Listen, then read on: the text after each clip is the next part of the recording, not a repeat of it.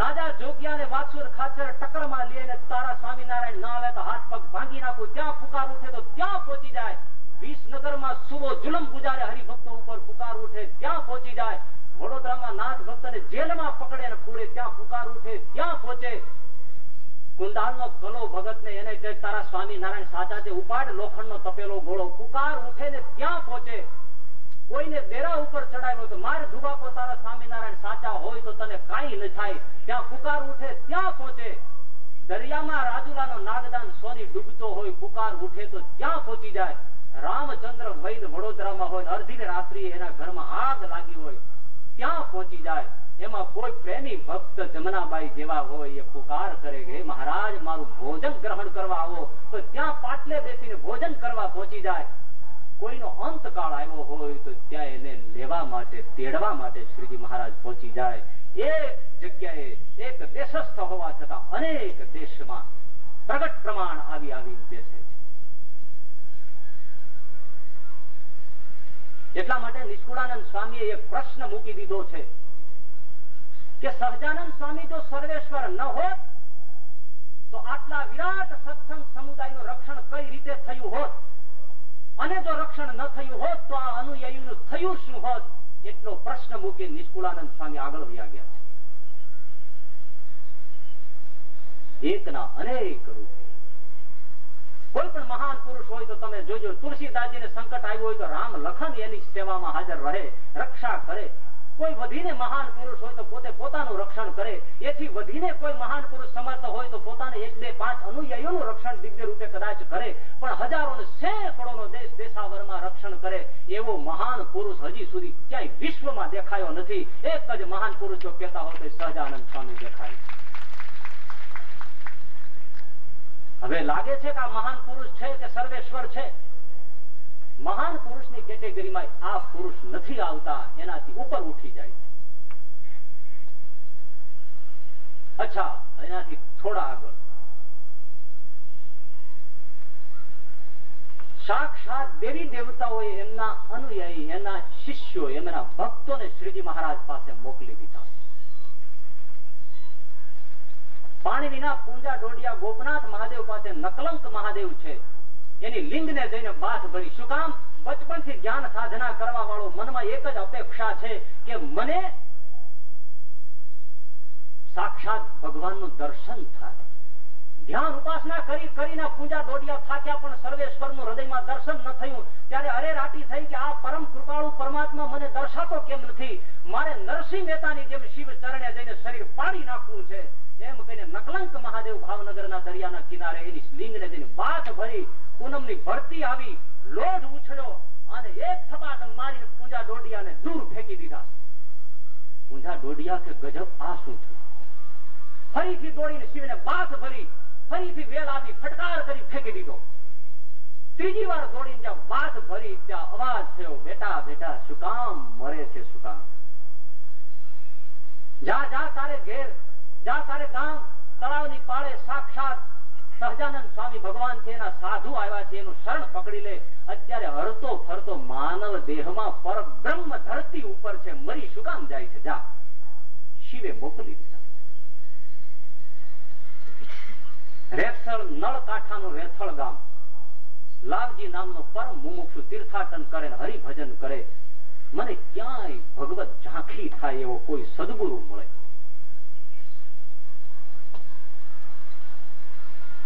ધોળકાનેથી 4 ગાઉ દૂર ગોધનેશ્વર મહાદેવ છે, બહુ પ્રાચીન મંદિર છે. છેવટે ત્યાં આવીને નિવાસ કરે છે, શિવ પૂજન કરે છે. ભક્તિ ભાવથી રોજ સ્તુતિ પ્રાર્થના અને ભજન સંકીર્તન કરે છે. એની ભક્તિ ભાવનાથી પ્રસન્ન થઈને એક દિવસે એને ગોધનેશ્વર મહાદેવ સાક્ષાત પ્રગટ થઈને દર્શન આપે છે. બેટા, સાક્ષાત ભગવાનની પ્રાપ્તિ કરવી હોય તો નર નાટક ધારણ કરીને ધરતી ઉપર છે. તારે મેળવવા હોય તો મચ્છિયાઓ પહોંચી જા, અત્યારે ત્યાં આવ્યા છે. શિવ આટલું કહીને અદ્રશ્ય થયા. એ લાલજી યુવક મુમુક્ષુ મચ્છિયાઓ આવ્યા. મચ્છિયાઓ સહજાનંદ સ્વામીનું દર્શન થયું. દર્શન થતાની સાથે જ નિર્વિકલ્પ સમાધિમાં ડૂબી ગયા. જાગ્યા, પગ પકડ્યા, દીક્ષા લીધી અને દયાનંદ સ્વામી નામ ધારણ કરી સંત મંડળીમાં પડી.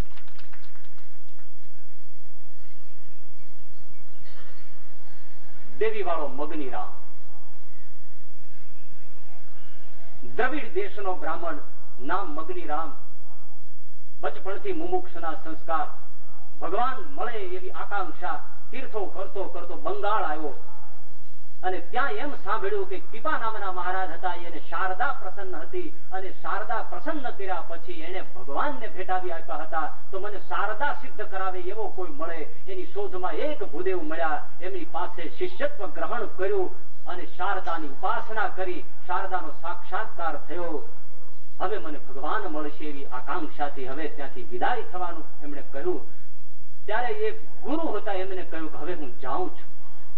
ગુરુએ કહ્યું કે જો મેં અત્યાર સુધી તને કહ્યું નથી, તું દ્રવિડ દેશનો છે, હું પણ દ્રવિડ દેશનો બ્રાહ્મણ છું. મારે યુવાન કન્યા છે અને તું પણ યુવાન છે. એનો હાથ ગ્રહણ કરી લે અને મારા ઉપરથી બોજો હળવો કરી દે. અહીંયા જ રોકાઈ જા, તારા સર્વ કાર્યો સિદ્ધ થયા છે. ત્યારે પેલા યુવકે મગની રામે એમ કહ્યું કે ગુરુ મહારાજ શું કહો છો? ગુરુ પુત્રી એ તો ભગીની કહેવાય, એ બહેન કહેવાય. બહેનની સાથે ભાઈના લગ્ન ન થાય, મને ક્ષમા કરો. અને ત્યાંથી નીકળી ગયો. ફરતો ફરતો જગન્નાથપુરી આવ્યો અને જગન્નાથપુરીમાં હજારો વૈરાગી બાવાઓ, માંત્રિક તાંત્રિક, અતિ મલિન દેવી દેવતાઓનો ઉપાસક અને એની હાક ડાક, એના કરતૂતો. આનો કુસંગનો પાસ મગની રામને લાગ્યો કે આ બધા આવું કરી શકે તો હું ક્યાં કમ છું. મલિન સાધનાઓનો પ્રારંભ કર્યો, સિદ્ધિઓ હાંસલ કરી અને જગન્નાથપુરીના આસપાસના વિસ્તારમાં મગની રામ, દેવી વાળા મગની રામ તરીકે હાંક ડાક વાગવા માંડ્યા. રાજા મહારાજો ફે ફાટે આની. 400-500 વૈરાગ્યો, નાગડા બાવાઓ, હાથી ઘોડા ઊંટની સવારી, નોબતની ગડગડારી થાય, સવારી નીકળે. નજરાણામાં પૈસાઓની ધોધ લેતો લેતો કાશી પહોંચ્યો. અનેક મઠાધિપતિઓને નમાવ્યા અને ફરતો ફરતો દ્વારિકા બાજુ આવ્યો. પોરબંદર પહોંચ્યો. પોરબંદરમાં ગોસાઈજીના મઠમાં ગયો અને ત્યાં ગોસાઈજીનો વૈભવ જોઈને એને એમ કહ્યું કે મને 10,000 રૂપિયા આપો. પેલા એ આનાકાની કરી અને મગની રામના શિષ્યો જુડી પડ્યા. એ ગોસાઈજીને ઢોર માર માર્યો, બેશુદ્ધ કરી નાખ્યો. ત્યારે ગોસાઈજી એટલું બોલ્યો, ભલા માણસ, મારી જેવા ડેડકાને ડાંભે તને શું પ્રતિષ્ઠા મળવાની છે? તારામાં બહુ તાકાત હોય તો જા માંગરોળમાં સહજાનંદ નામે જીવન મુક્તા છે, એની આગળ તારું બળ બતાવ અને એને જીતી બતાવ તો તારું સામર્થ્ય સાચું છે, નહીતર ઢાંકણીમાં પાણી લઈને ડૂબી મર. મગની રામને રોમ રોમ આગ લાગી ગઈ. એવો કોણ છે કે આટલો મને પડકાર કરે? સીધો માંગરોળને રસ્તે આવ્યો. વજરુદ્દીન મહારાજા નવાબ હતા, એમને કહેણ મોકલ્યું કે મને 5,000 રૂપિયા અર્પણ કરો. વજરુદ્દીને એમ કહ્યું કે 5 ની તને 10 આપું, પણ અત્યારે સ્વામિનારાયણ નામે જીવન મુક્તા છે, એને જીતી લે તો તને 5 ના 10 આપું. અને એ મગની રામ ફોજ સાથે પરમહંસોની સભા સજીને શ્રીજી મહારાજ બેઠા છે ત્યાં આવ્યો. પડકાર કર્યો કે જીવન મુક્તા મને 10,000 મારે ચરણે અર્પણ કરો, નહીતર મારણ મંત્રનો પ્રયોગ કરી એકે એક અને જીવનથી ખતમ કરી નાખી. જો વિલંબ થયો છે તો પરિણામ સારા નહીં આવે. મહારાજ કે બાબાજી, અમે તો સાધુ છીએ, અમારી પાસે સંપત્તિ નથી. હા, તમારે ભોજન કરવું હોય તો પેટ ભર તમે માંગો એવું ભોજન કરાવે. મારે ભોજનની જરૂર નથી, મારે ચરણે 10,000 રૂપિયા જોઈએ. એ અમારાથી થઈ શકે નથી. જમવું હોય તો તમે જમી લો. આટલી સામે નકાર આવી. બળનો પ્રયોગ કરવાની હિંમત ન ચાલી. એ મહાન પુરુષ સામે મારણ, ઉચ્ચાટન, મંત્રોનો પ્રયોગ કરવા માંડ્યો, પણ શક્તિઓ શિથિલ થવા લાગી. અંદરથી વિશીર્ણ થયો, બહારથી પ્રભાવથી ખિન્ન થઈ ગયો. અને મગની રામે જતા જતા એક ડાક હાંક દેતે એટલા માટે એમ કહ્યું કે જો જીવન મુક્તા કાલ સવારે આવીશ, 10,000 રૂપિયા રોકડા રાખજો, નહીતર પછી જે થશે દશા એ જોયા જેવી નહીં હોય. પાછો ફરી પોતાને ઉતારે આવ્યો છે. રાત ભાંગી છે, આસન બિછાયું છે, સ્નાન કર્યું છે, આસન બિછાવી કુંભ સ્થાપન કર્યું. માં શારદાનું આહવાન કરવા માટે મંત્ર ઉપર મંત્રના જપ અનુષ્ઠાન શરૂ કર્યા છે, પણ માં શારદા આજે આવતા જ નથી. મગ્નિરામ ચોધાર આંસુએ રડે છે કે માં તું આજ ક્યાં ગઈ છો? રાત ભાંગતી જાય છે, માં શારદા હોકાર આપતી નથી. બ્રાહ્મ મુહૂર્ત થયું ત્યારે એકદમ માં શારદા પ્રગટ થયા. જોતાની સાથે જ મગ્નિરામ પગ પકડી રડી પડ્યો, માં માં સાગરોને ઓળંગનાર આજ મગ્નિરામ તારા નામ ઉપર આજે એક ગાયના ખાબોચિયામાં ડૂબી જાય છે, એક ગાયના પગલાના ખાબોચિયામાં. અહીંયા સ્વામિનારાયણ નામના જીવન મુક્તા છે, એની આગળ પરાજિત થાવ, તને લાંછન લાગે, તું મને હોકારો કેમ નથી દેતી? મંદ મંદ માં શારદા હશે. બેટા જેટલી ફરિયાદ કરવી હતી એટલી મગ્નિરામે ફરિયાદ કરી. પછી માં શારદાએ કહ્યું કે મગ્નિરામ થોડો વિચાર કર બેટા, તે ઘર શા માટે છોડ્યું? એક ભગવત પ્રાપ્તિ માટે તે દ્રાવિડ દેશ છોડ્યો ને બંગાળ આવ્યો ખરું? તે મને વશ શા માટે કરી? ભગવત પ્રાપ્તિ માટે ખરું? અને હું સાધ્ય થયા પછી તે ઈચ્છા છોડી અને તું કુસંગને છંદે ચડીને તું ક્યાં ગયો? એકદમ સ્ફુરણા થઈ છે. મગ્નિરામની આંખમાં આંસુની ધાર વહી છે. માં હું ભૂલો પડ્યો છે, અનંત પાપ કર્યા છે. માં હું ક્યાં હતો? કુસંગે ક્યાં પહોંચ્યો છે? માં મને બચાવ, મને કોઈ રસ્તો બતાવ કે હવે મારું મોક્ષ થાય, મને મુક્તિ મળે, મને ભગવત પ્રાપ્તિ થાય. જો સાંભળ બેટા, તારે ભગવત પ્રાપ્તિ કરવી હોય કાન ખોલીને સાંભળી લે. જેની સામે તું હોડ બકીને આવ્યો છે એ સહજાનંદ સ્વામી, એ જ સ્વામી નારાયણ સાક્ષાત પર બ્રહ્મ છે. એને ચરણે જઈને નિવાસ કરી જા. અને મગ્નિરામ સવાર પડતા જ મહારાજની સભા હતી ત્યાં આવ્યો. રાતના એઠા વાસણ પીડ્યા હતા, એ બધા પોતે સાફ કરવા માંડ્યા. શ્રીજી મહારાજે સભા સજી એટલે દંડવત પ્રણામ કરવા માંડ્યો. હરિભક્તો સંતો બધા જોવે કે આ પેલો કાલ ગયો તો ઈ.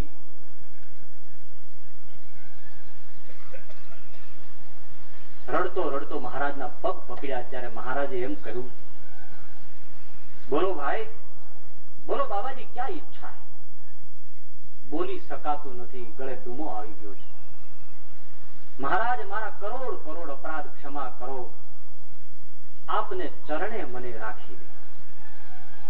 મહારાજે કહ્યું, જુઓ મગ્નિરામ, તમે મહા અભિમાની છો, અમારું સંત વૃંદ અતિ નિર્માની છે, તમારો અહંકાર જાય તો જ બને. એમ કરો, આ તમારી જટા ઉતરાવી નાખો અને આ સંતો હરિભક્તો જે આવે છે એના રસ્તામાં પથરાવી દો. જોગીઓની જટાનું અપમાન ન થઈ શકે, કાઠી દરબારોને મૂછનું અપમાન ન કરાય, નહીતર ખતરનાક ખેલ સાબિત થાય. જટા ઉતરાવવાનું કહ્યું, એ જ ક્ષણે જટા ઉતરાવી નાખી, રસ્તામાં ફેંકાવી દીધી. હરિભક્તોના પગ નીચે કચરાવી, સ્નાન કરી મહારાજની પાસે આવી પ્રણામ કર્યા. મહારાજે કહ્યું કે હજુ તમે પાપ અનંત કર્યા છે, એનું પ્રાયશ્ચિત કરવું પડે. અહંકાર પણ હજી હોય, માટે એ પણ તમારે ધોવું પડે.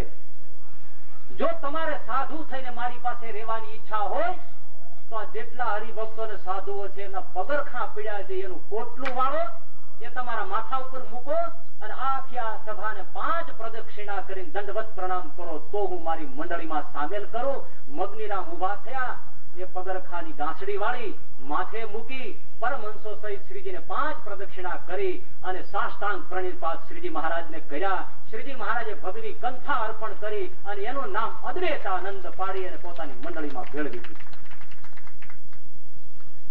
દેવી દેવતાઓએ પણ સ્વયં શ્રીજી મહારાજ પાસે પોતાના ભક્તોને મોકલી આપ્યા છે.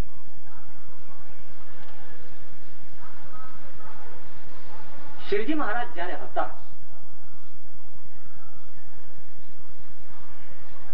ત્યારે આ બધો પ્રતાપ હતો એમ આપણે કહીએ, પણ થોડુંક હવે જોઈ લઈએ કે મહારાજનો અગ્નિ સંસ્કાર થાય અને દાદા ખાચર કૂદવા જાય. ગોપાળાનંદ સ્વામી કે અરે દાદા જા જા, બેઠકે મારો વાલો બેઠો છે. અહીંયા અગ્નિ સંસ્કાર ચાલુ અને દાદા બેઠકે જાય. જ્યાં બેઠકે જાય ત્યાં તો શ્રીજી મહારાજ સભા સજી 500 પરમહંસો અનેક હરિભક્તોની સાથે જ્ઞાન વાર્તા કરે છે. દાદો ભૂલી ગયો છે. નજીક આવ્યા એટલે મહારાજ કીધું, આવ દાદા આવ, એમ કહીને ગળામાંથી હાર કાઢીને ગુલાબનો હાર પહેરાયો. બેઠા છે. થોડી ક્ષણો પછી મહારાજે કહ્યું, દાદા તમે અહીંયા બેઠા છો પણ થોડું વ્યવહારનું કામ તો કરો.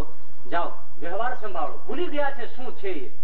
જેવા ઉઠીને પાછા એ તરફ જાય છે તો ચિત્તામાં શ્રીજી મહારાજનું પાંચ ભૌતિક શરીર જલી રહ્યું છે.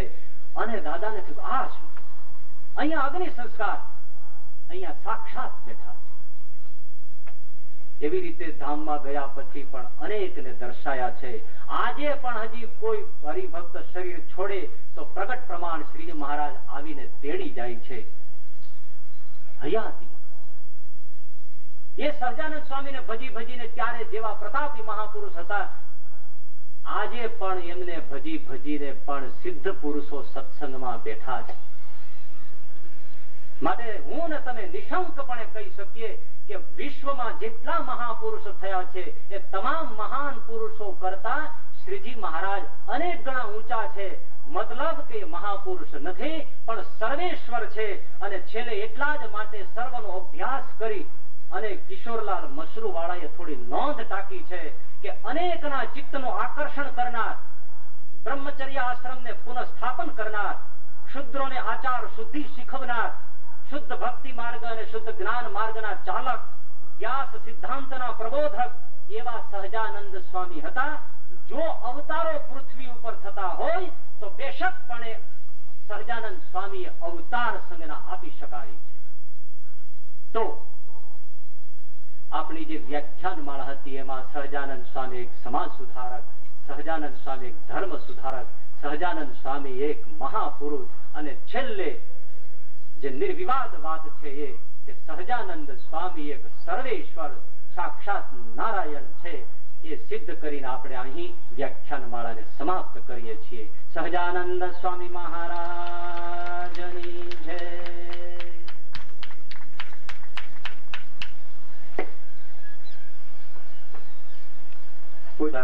મોક્ષભાગી સર્વે જીવાત્માઓ, આપણે આ સર્વમંગલ મહોત્સવની પૂર્ણાહુતિ તરફ બહુ જ નજીક જઈ રહ્યા છીએ. એવા સંજોગોમાં હજી આપણા માનવંતા મહાનુભાવો આદરણીય શ્રી રમેશભાઈ ઓઝા, સુપ્રસિદ્ધ ભાગવત કથાકાર, અને ચિદાનંદજી મહારાજ ઋષિકેશ વાળા થોડી ક્ષણોમાં આપણી વચ્ચે પધારવાના છે. આજે માનવ મેરામણ આ મહોત્સવમાં ઉમટ્યો છે. સવારે પણ સૂચના આપી હતી. અમારા યજમાનશ્રીઓ, યજ્ઞના યજમાનશ્રીઓ પણ સભામાં ઉપસ્થિત થયા છે. અહીંયા વચ્ચે વચ્ચે જગ્યા ખાલી છે તો શ્રી ચતુરભાઈ વગાસિયા, વજુભાઈ ગાંધી, શ્રી રમેશભાઈ, રજનીભાઈ, દલા સત્સંગ મંડળના પ્રમુખ કેશુભાઈ, અહીં વચ્ચેના ભાગમાં જગ્યા છે. ત્યાં જલ્દી પોતપોતાના યોગ્ય સ્થાને આવી જાય અને સભામાં બીજી જગ્યા રાખે એવી દરેક જનોને વિનંતી.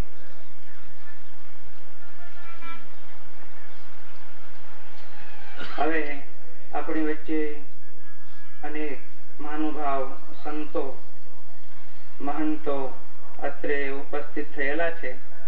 તો શરૂઆતમાં થોડીક સંતોની સ્વાગત વિધિ પૂર્ણ કર્યા બાદ આપણે આગળનો કાર્યક્રમ ચાલુ રાખવાનો છે. તો આજે નવા સંતોમાં પરમ આદરણીય વંથલી સહજાનંદ ગુરુકુળથી શાસ્ત્રી સ્વામી બાલકૃષ્ણરાજજી આવ્યા છે. તો એમનું સ્વાગત અમદાવાદથી પધારેલ વિમલ વોશિંગ પાવડર વાળા શ્રી જાદવજીભાઈ, જે ભક્તોના નામ બોલું એ તુર્ત જ અત્રે આવી અને સંતોના સ્વાગતમાં જોડાય. શ્રી જાદવજીભાઈ, પીપલાણા મહારાજ દીક્ષાનંદ સ્વામી મહારાજની જય. ગરડાના પૂજ્ય ધર્મતનયદાસજી સ્વામી પેન્ટર સ્વામીનું સ્વાગત અમદાવાદથી પધારેલ શ્રી ગંગારામભાઈ ઠક્કર અત્રે આવી અને આ બાજુની સાઈડમાં પેન્ટર સ્વામી બેઠા છે. તાળીઓ સાથે એમને વધારશો. મનીષાનંદજી મહારાજ, વિશ્વગુરુજી મહારાજનું પણ સ્વાગત કરે છે.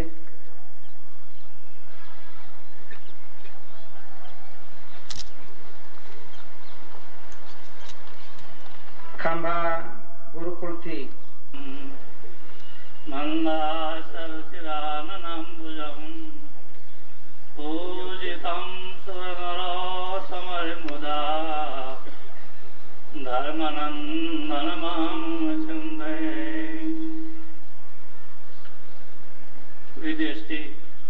દક્ષિણ ભારતથી વધારેલા મહારાજશ્રી, વક્તાશ્રીઓ, દરેક ધર્મનિષ્ઠ સંતો, વહાલા હરિભક્તો, આજનો આ સમય આપણા માટે આનંદનો વિષય છે અને એને અંગે આપણે ભાગ્યશાળી પણ થયા છીએ.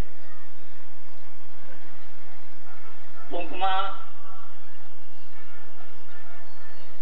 આપણા ગુરુ પરમ પૂજ્ય શાસ્ત્રીજી મહારાજે આજે 40 વર્ષ પહેલા સત્સંગ સમાજના બાળકોના ઉદ્ધાર માટે અને આત્મકલ્યાણ માટે અને વિદ્યાભ્યાસ માટે રાજકોટ ગુરુકુળમાં એક સંસ્થા સ્થાપન કરી. તે સમયનો સહેજ ટૂંકો ઉલ્લેખ કરીશ કે સંપ્રદાયમાં સ્વામિનારાયણ ગુરુકુળ એવો શબ્દ હતો જ નહીં. એ શબ્દને સ્થાપન કરવા માટે શાસ્ત્રી મહારાજે એક ભગીરથ પ્રયત્ન કર્યો છે. એમાં ઘણા વિઘ્નો આવ્યા છે અને ઘણી જ મુશ્કેલીઓ આવી છે, પણ ભગવાન સ્વામિનારાયણને વિશે એમણે એક દ્રઢ નિષ્ઠા, સતત ભજન અને જન્મંગલના પાઠ શાસ્ત્રીજી મહારાજ સાથે હું લગભગ 30 વર્ષ એક સાથે નાનપણથી રહેલો છું, એટલે એનો અનુભવ છે. એવા સત્પુરુષો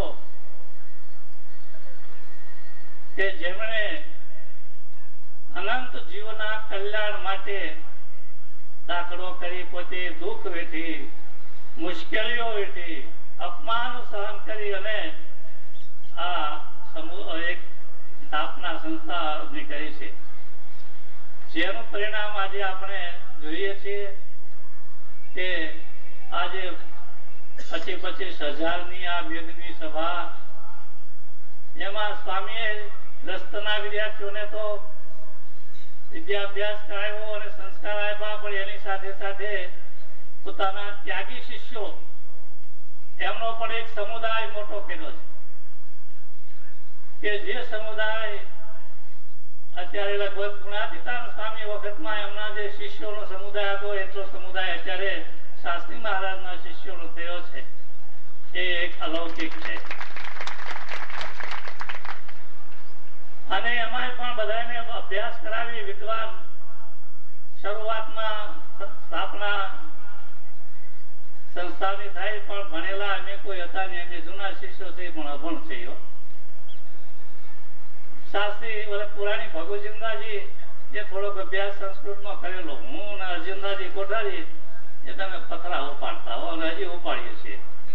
પણ શાસ્ત્રી મહારાજે શાસ્ત્રી માધવપ્રિયદાસજી, પુરાણી જ્ઞાન સ્વરૂપદાસજી વગેરે સંતોને અભ્યાસ કરાવ્યો, કાશીમાં જેવા સ્થળમાં મોકલ્યા અને આજે એનું ફળ આપણે જોઈએ છીએ. તો અક્ષરધામમાં બેઠા બેઠા જોઈએ જ છે, પણ આપણે પ્રત્યક્ષ જોઈએ છીએ. તો આજની આ સભા જોઈને એમ થાય કે જેમ કે ગુરુ કરતા શિષ્યો આગળ એમ એમના શિષ્યોએ આજે દેશ વિદેશમાં સત્સંગ પ્રચાર કર્યો છે અને સંસ્થાઓ પણ બીજી કરી છે. તો હું એટલું જ કહીશ કે ભગવાન સ્વામિનારાયણ આગળ પ્રાર્થના કરું કે એના દરેક ત્યાગી શિષ્યો અને ગ્રસ્ત શિષ્યો અત્યારે જેમ એકતા સમુદાય છે, સમૂહ બળ હોય એ કામ કરી શકે છે. પણ 51 સંસ્થાઓ થાય એ ભગવાન સ્વામિનારાયણ પ્રાર્થના કરું. વિશેષમાં આ પ્રસંગે મને બોલવા માટે ઉપસ્થિત કર્યો છે તે બદલ એમનો હું આભાર માની અને મારું વક્તવ્ય પૂરું કરું. સહજાનંદ સ્વામી મહારાજ. શાસ્ત્રીજી મહારાજ ગુરુદેવ થી કોઈ પણ સવાયું થઈ શકે એવું નથી. દેશમાં કે વિદેશમાં, ત્યાગીમાં કે ગ્રહસ્થ વિભાગમાં એને બીજ રોપ્યા નથી, પણ વટવૃક્ષો તૈયાર કરી અને સીધા ફળ આપણા હાથમાં આપ્યા છે. હવે ઈ ફળ પ્રેમથી, મહિમાથી, પ્રેમપૂર્વક સાચવી રાખી એનું જતન કરી એ જ કરવાનું છે. પુરાણી સ્વામી બહુ સુંદર ટકોર કરી છે. અને હવે ઉનાથી પધારેલ શાસ્ત્રી સ્વામી માધવદાસજી બહુ વિદ્વાન માણસ છે, છતાં પણ એમને સમય મર્યાદાથી બાંધું છું. ફક્ત 2 જ મિનિટમાં પોતાનું ઉદ્બોધન કરશે એવી શાસ્ત્રી સ્વામીને વિનંતી. પરમ શ્રદ્ધેય વંદનીય સંતો અને આપ સૌ વહાલા હરિભક્તો, વ્યાકરણ શાસ્ત્રમાં માત્ર શિક્ષા શબ્દ સાંભળ્યો હતો, વાંચ્યો હતો, પરંતુ એનો અનુભવ પ્રત્યક્ષ ક્યારેય નહોતો થયો. અને અકારનો પ્રત્યય લાગ્યો ગુરોશ્ચ હરઃ, વ્યાકરણ શાસ્ત્રનું સૂત્ર છે.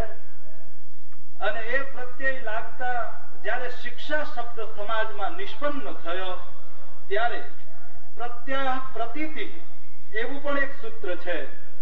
અને એ પ્રતીતિ શિક્ષામાંથી કોની થવી જોઈએ કે જે શિક્ષા પરમાત્માની પ્રતીતિ કરાવે એનું નામ શિક્ષણ. અને એ હાલતું ચાલતું જો કોઈ સ્વરૂપ હોય તો એ ગુરુવર્ય શાસ્ત્રી મહારાજ શ્રી ધર્મજીવનદાસજી સ્વામી. અને આપ સૌ જાણો છો એ રીતે આ તો ગિરનાર 84 સિદ્ધોનું બેસણું છે. જુનાગઢ ગુણાતીત ધામમાંથી આ એક મહાન વીર પુરુષ સંત વિભૂતિ અજોડ કાર્ય જેમણે કર્યું છે. પરમાત્માનું મુખ જીવાત્માઓને બનાવીને મોક્ષ માર્ગ જેમણે બતાવ્યો છે. એક શિક્ષા માત્ર પૈસા ઉપાર્જન માટે નહીં, પણ શિક્ષા એ ખરેખર આત્મ કલ્યાણ માટે પણ ઉપયોગી બની રહે એવો સાચો અને વાસ્તવિક શિક્ષણનું સ્વરૂપ જો આજ દિવસ સુધી કોઈ આપ્યું હોય તો એ શાસ્ત્રીજી મહારાજે આપ્યું છે. એનાથી વિશેષ તો પુરાણી સ્વામી બાલકૃષ્ણદાસજીને હું વિનંતી કરીશ કે 2 જ મિનિટ છે, પણ 1.5 મિનિટમાં હું પૂરું કરવા માંગુ છું. અડધી મિનિટ ખાતે જમા રાખજો. પણ હું એમ કહું કે તુલસીનો છોડવો એ કઈ સામાન્ય છોડ ન કહેવાય, પીપળાનું ઝાડ એ કઈ સામાન્ય ઝાડ ન કહેવાય, હિમાલય પર્વત એ કઈ સામાન્ય પર્વત ન કહેવાય, ગંગા નદી સામાન્ય ગંગા નદી ન કહેવાય, એમ શાસ્ત્રી ધર્મજીવનદાસજી સ્વામી કઈ સામાન્ય સંત ન કહેવાય. એક અવતારનું કાર્ય કરી ગયા એમ કહું તો પણ અતિશયોક્તિ નહીં લાગે. એવા સંત શિરોમણીની સ્મૃતિમાં સર્વમંગલ મહોત્સવ ઉજવાય છે.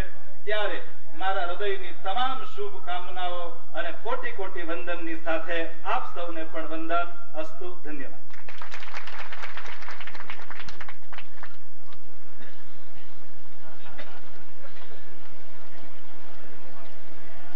શાસ્ત્રી સ્વામી માધવદાસજીએ ગુરુદેવ ને વિશે વાત કરી, એમાં જરાય અતિશયોક્તિ નથી. મહાપુરુષોને સમજવા, ઓળખવા એ બહુ મોટી વાત છે. આપણને ઓળખાણા એ આપણા મોટા મહદ ભાગ્ય છે. તો હવે સંત વિભાગમાંથી જામજોધપુર થી પધારેલ શાસ્ત્રી સ્વામી ભગવત ચરણદાસજી સ્વામીને વિનંતી કરું કે પોતાનું ઉદ્બોધન 2 મિનિટમાં કરશે એવી વિનંતી.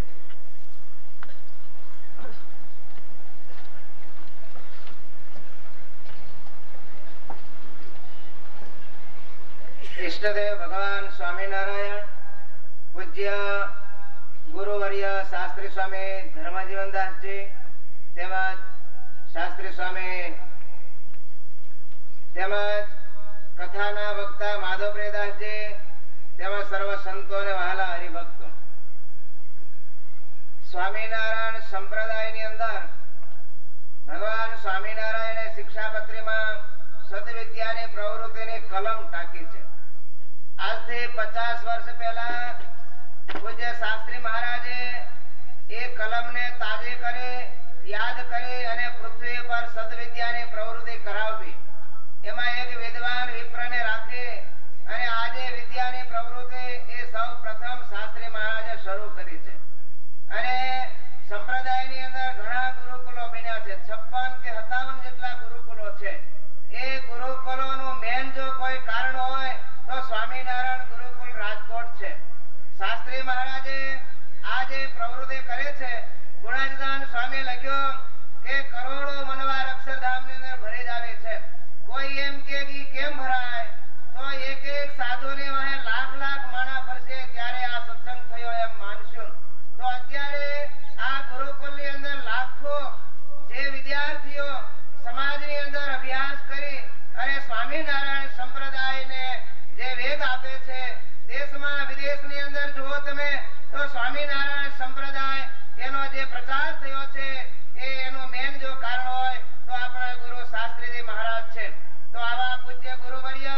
એ હયાત નથી પણ અત્યારે એમ લાગે છે કે આપણી વચમાં જ છે અને એ જ્યારે હયાતી હતા ત્યારે જે ઉત્સવો ઉજવાતા એ કરતા પણ સવાયા ઉત્સવો આજે આપણે ઉજવાઈ રહ્યા છે એ આપણે જોઈ રહ્યા છીએ એ એમનો દિવ્ય આશીર્વાદ છે એ આપણા સૌ ઉપર ઉતરે અને આપણી ઉપર એના આશીર્વાદ કાયમને માટે વરસતા રહે એટલો કહી અને હું વિરમું છું બોલો સ્વામિનારાયણ ભગવાન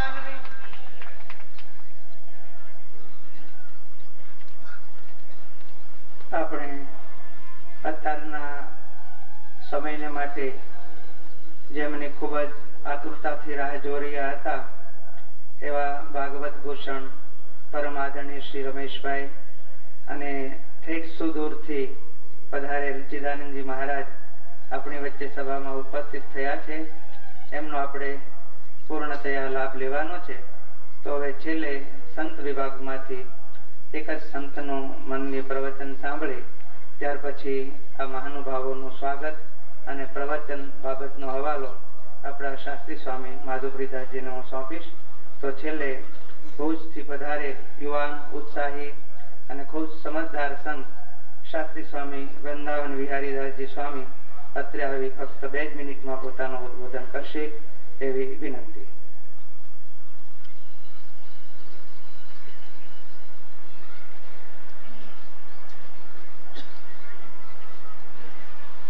પૂજ્ય વંદનીય સંતો વાલા સત્સંગી બંધુઓ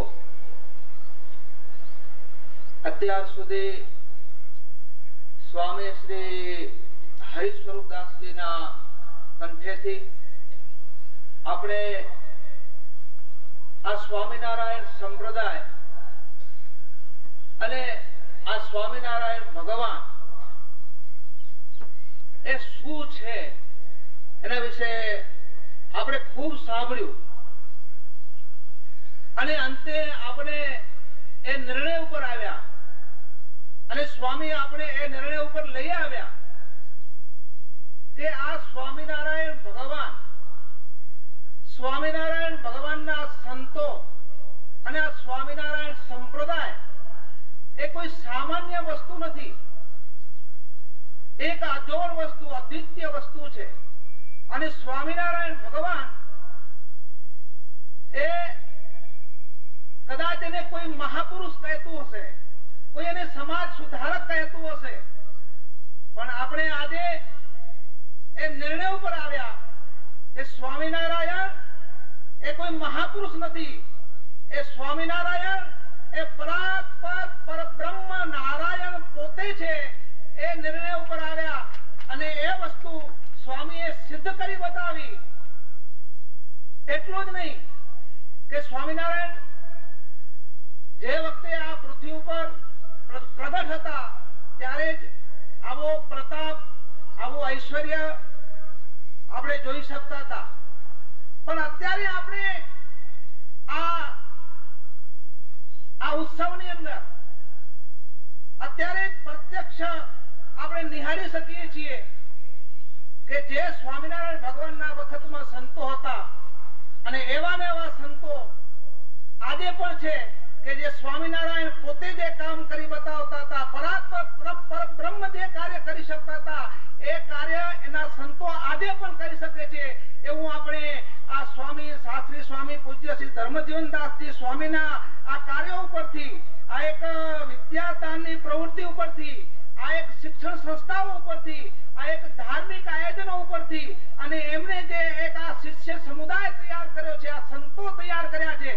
જેમ સ્વામીએ કહ્યું કે સ્વામિનારાયણ ભગવાને આવા અદ્ભુત 500 સંતો તૈયાર કર્યા હતા, એવા ને એવા સ્વામીએ આ 100 સંતો તૈયાર કર્યા છે, અને સાથે હજારો હરિભક્તો તૈયાર કર્યા છે. એમ કહું કે લેટિન અમેરિકાની અંદર એ સ્વામિનારાયણ ભગવાનના વખતમાં જેવા સંતો હતા, એવા આજે હરિભક્તો તૈયાર કર્યા છે.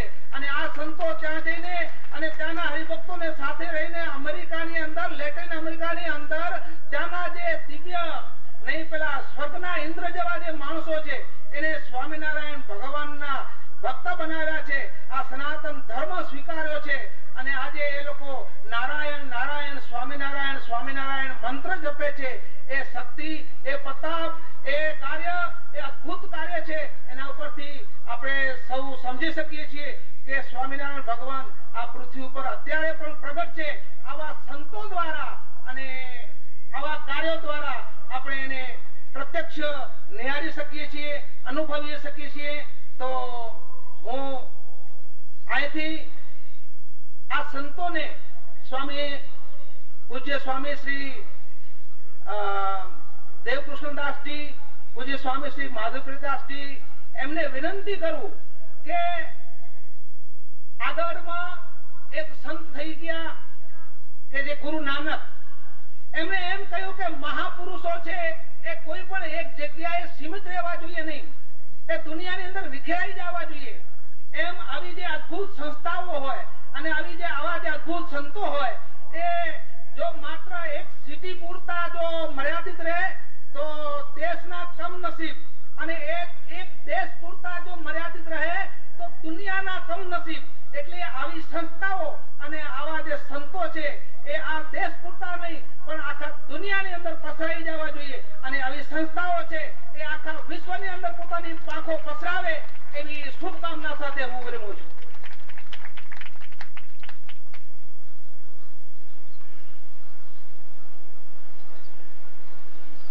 પૂજ્ય પરમહંસો, વહાલા ભક્તો,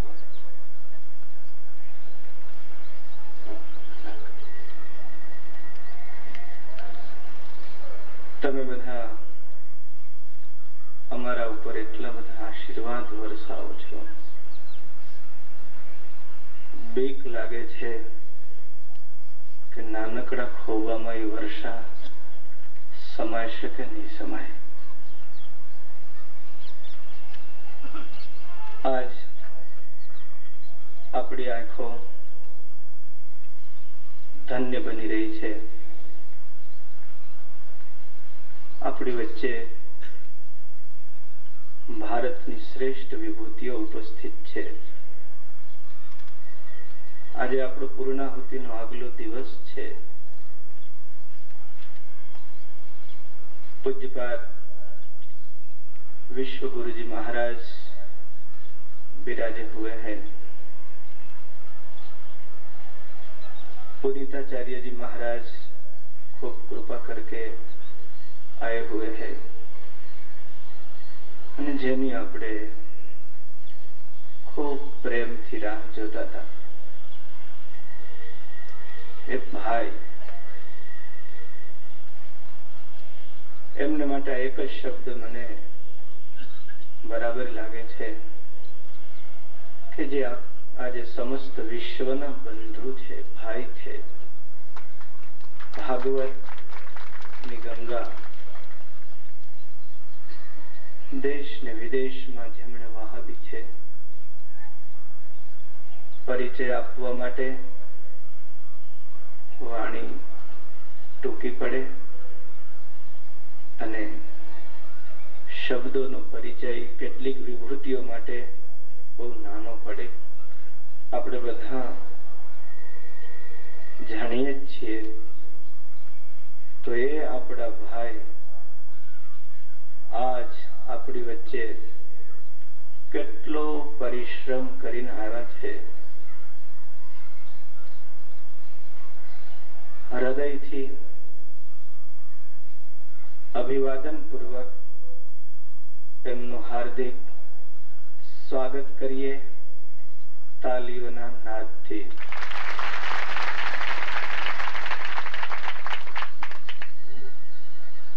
અને એમની સાથે એક મહાન પવિત્ર સંત કયો, મારા પ્રિય સખા કયો, હિન્દુ ધર્મને માટે જેણે એક વિશિષ્ટ જહેમત ઉઠાવી છે એવા પૂજ્યપાદ ચિદાનંદજી મહારાજ, જેઓ મુનિજીના હુલામણા નામથી ઓળખાય છે. ભારતીય સંસ્કૃતિની બહુ મોટી સેવા ભાઈના સાનિધ્યમાં મુનિજી ઉઠાવી રહ્યા છે. આપણો મહાન વૈદિક સંસ્કૃતિનો વારસો, પણ આપણા સંતાનોને ખબર નથી ઋષિઓ શું છે, વેદ શું છે, ભારતીય સંસ્કૃતિ શું છે. અને ઘરે ઘરે વિજ્ઞાન પહોંચાડવાને માટે એમણે એક એવો શુભ સંકલ્પ કર્યો. જો લોકોના ઘરની અંદર બ્રિટાનિકા હોય, જો લોકોના ઘરની અંદર બીજા એન્સાઇક્લોપીડિયા હોય, તો લોકોના ઘરની અંદર આટલા વિશાળ ધર્મ, હિન્દુ ધર્મનો એન્સાઇક્લોપીડિયા કેમ ન હોય. અને એ કાર્ય એમણે ઉપાડ્યું અને આજે એક ભગીરથ કાર્ય હિન્દુ એન્સાઇક્લોપીડિયા નિર્માણનું તેઓ શ્રી કરી રહ્યા છે. એમનું પણ હૃદયથી તાલીઓના નાદ સાથે અભિવાદન કરીએ. હું ભાઈ શ્રી નવીનભાઈ દવેને અનુરોધ કરીશ, પુષ્પ માળાથી પૂજ્ય ભાઈનું પૂજન કરશે. ભાઈ શ્રી નવીનભાઈ દવે, આપણા ટ્રસ્ટી.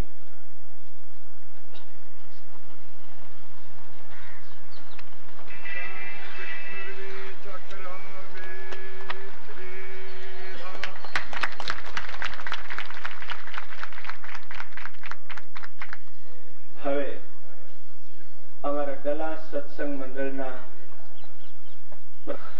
શિવરાત્રીએ આ બંને વિભૂતિઓ કાશી હતા. શિવરાત્રીનું પરમ પર્વ ઉજવી મુંબઈ આવ્યા.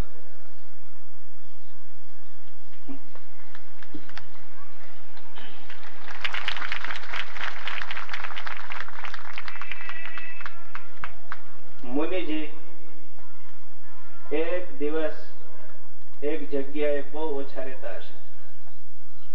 વિશ્વના પ્રોફેસરો, માત્ર ભારતના નહીં, વિશ્વના પ્રોફેસરો, વિશ્વની યુનિવર્સિટીઓના કુલપતિઓ, વિશ્વના બૌદ્ધિકોને સાથે સાંકળી અને જે એક મહાન કાર્ય આદર્યું છે. આદરણીય ભાઈએ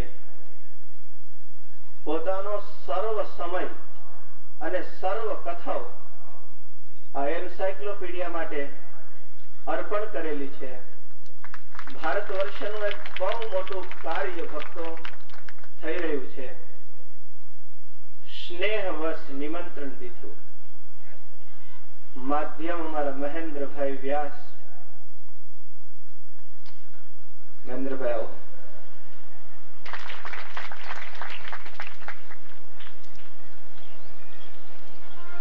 અનેકવિધ કાર્યક્રમ હતા. આ સમય હું 4મી તારીખે નેપાલ છું.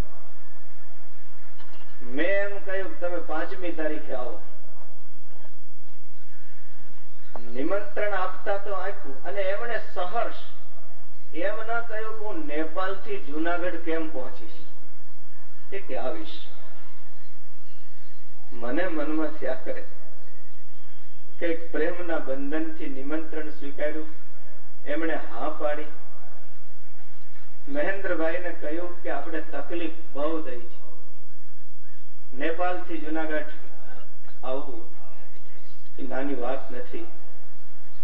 ત્યાં ભગવાને જ કંઈક એવી અનુકૂળતા કરી કે એ સમય આપણે માટે ફાળવવાનો અવકાશ એ બંને વિભૂતિઓને પણ પ્રાપ્ત થયો અને સર્વમંગલ મહોત્સવમાં પૂજ્યપાદ ગુરુદેવના પુનિત કાર્યની અંદર આજે બે વિભૂતિઓ ઉપસ્થિત રહી છે.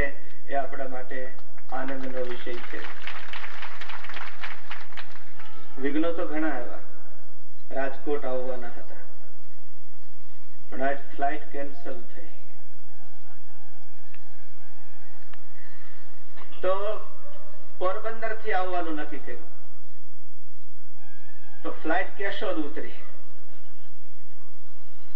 અને કેશોદ થી આમ જશે એવી ભાઈને પણ કલ્પના નહીં. હમણાં જ ભાઈ કે મને જો આવી ખબર હોત તો કેશોદ જ ઉતરી જાય. ફ્લાઇટોનો બહુ ભરોસો નથી.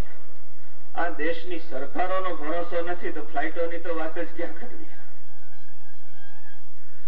તો આપણા માટે આનંદનો વિષય છે.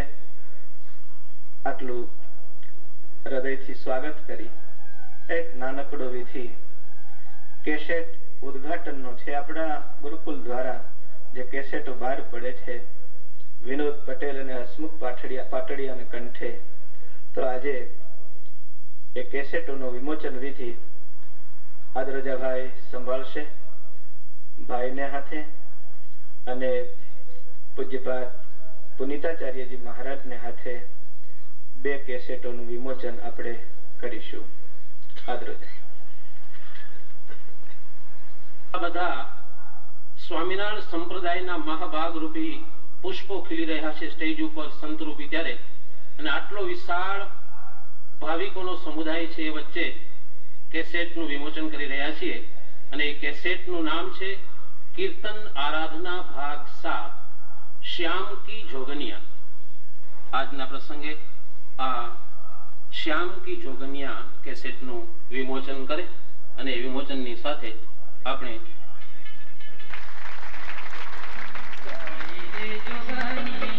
મુનિજી પણ એમાં સહભાગી બન્યા છે. આપણે ધન્ય થયા છીએ આ પ્રસંગે.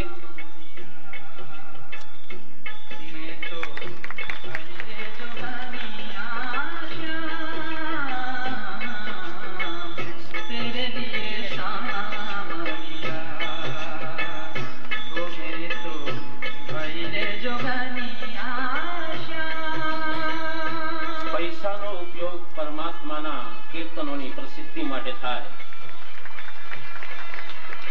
કંઠનો ઉપયોગ પરમાત્માના ગીતો ગાવા માટે થાય, તો એ સંપત્તિને ધન્ય છે, એ કંઠને પણ ધન્ય છે.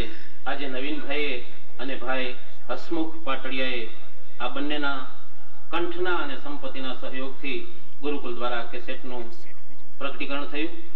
તો વિનંતી કરું ભાઈ શ્રી નવીનભાઈ દવેને અને હસમુખ પાટડિયાને કે બંને આવે અને પૂજ્યભાઈ પાસેથી કેસેટ સ્વીકારે. એ કેસેટ અર્પણ કરે. બાજુમાં મુનિજી પણ વિરાજમાન છે.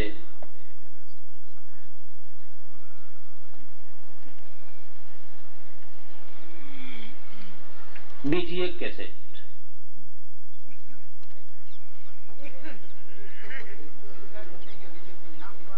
એની વાત કરી દઉં. બીજી એક કેસેટ જેનું વિમોચન આ કેસેટમાં કેસેટબદ્ધ થયા છે એ પોતે ગાયને સંભળાવશે હિરેન ગરધરિયા અને પ્રકાશ પટેલ.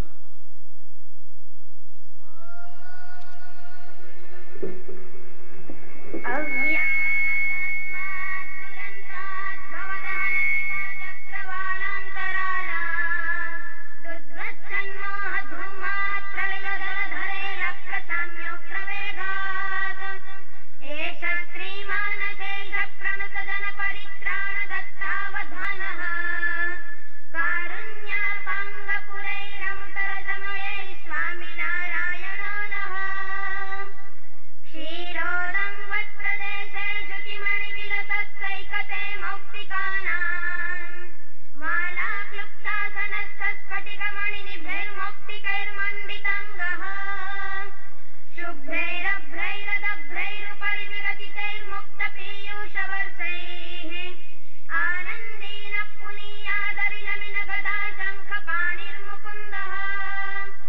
पुष्पादौ यस्य नाभिर्विलदसुरनिलश्चन्द्रसूर्यौ च नेत्रे कर्णाभासा शिरोद्योर्मुखमपि दहनौ यस्य वास्तेयमब्धिः अन्तस्थं यस्य विश्वं सुरनरखगो भोगिगन्धर्वदैत्यैः चित्रं रम्यते तं त्रिभुवनवपुषं विष्णुमीशं नमामि मेघश्यामं पीतकौशेयवासं श्रीवत्सङ्कं कौस्तुभोद्भासिताङ्गं पुण्योपेयपदमव्ययं तत् परित्राणाय साधूनां विनाशाय तदुष्कृतां धर्मसंस्थापनार्थाय सम्भवामि युगे युगे निराश्रितानां सकलार्तिहन्ता सधर्मभक्तेरमनं विधाता दाता सुखानां मनस्यर्चितानां तनोतु कृष्णोऽखिलमङ्गलं नः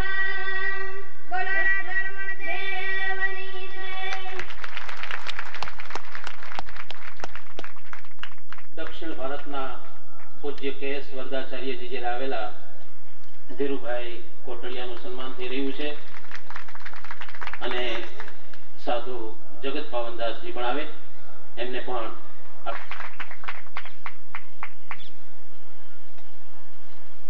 પરમ મંગલ મહોત્સવની સ્મૃતિમાં રાખેલ છે ગુરુદેવની યાદીમાં સવારે પૂજ્ય માધવરી સ્વામીએ વાત કરી તે પ્રમાણે અહીંના સ્થાનિક 20-25 બહેનો તાત્કાલિક ગુરુકુળ પહોંચી જાય અને ત્યાંથી પ્રસાદીનું જળ લઈ અને રાધારમણ દેવના ચરણોમાં પહોંચાડે. તો હવે આપણે સાંભળીએ પૂજ્ય ચિદાનંદજી મહારાજને. અહીં બાજુમાં જે પ્રવચન મંચ છે એમના ઉપર બિરાજમાન થાય એવી અમને વિનંતી.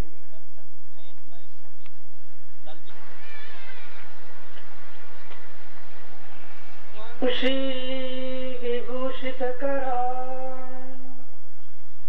नवनीरदा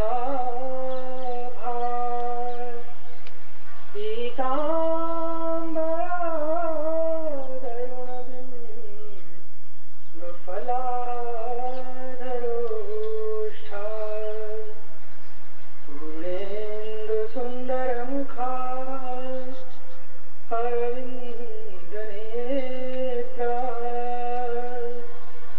कृष्णात् परं किमपि त्वमहं न जाने. ॐ सहना भवतु सहनौ भुनक्तु सह वीर्यं करवावहै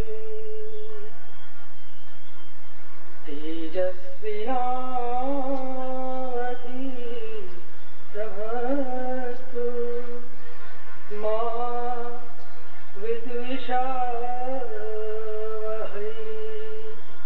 ॐ शान्तिः शान्तिः शान्तिः.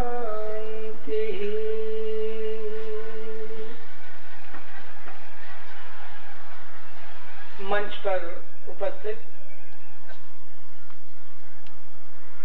परम आदरणीय वंदनीय भारतीय संस्कृति को विश्व में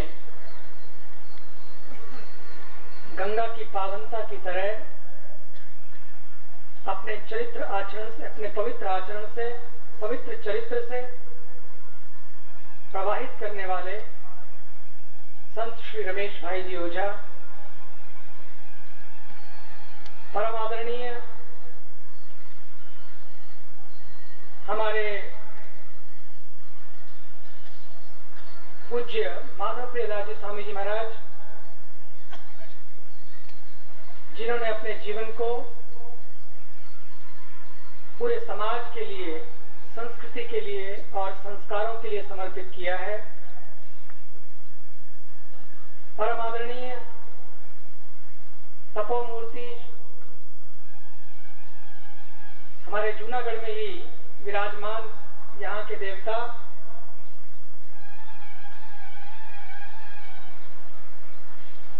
और हमारे ऋषिकेश से गंगा के किनारे से आए हुए विश्व गुरु जी महाराज, परम पूज्य महामंडलेश्वर विश्व गुरु जी महाराज, मंच पर विराजमान अन्य सभी पूजनीय संत वृंद, बाहर से आए हुए अतिथि वृंद, मातृशक्ति, मेरे भाइयों और बहनों, मुझे बड़ी प्रसन्नता है कि आज इस पावन धरती पर आने का शुभ अवसर मुझे यहाँ प्राप्त हुआ है। प्रातःकाल जब गंगा किनारे से चलने को मैं उद्यत हुआ, 2-3 बार तो मन में आया कहां गंगा किनारा छोड़कर जाना होगा, किंतु इस पावन धरती का आकर्षण मैं भी पूज्य भाई श्री को भी कार में बता रहा था। पता नहीं क्यों मुझे गुजरात से बहुत प्रेम है और उसमें भी खासकर सौराष्ट्र जहां की धरती खींचती है। कुछ है इस धरती में ऐसा जो कि अपनी ओर आकर्षित करता है।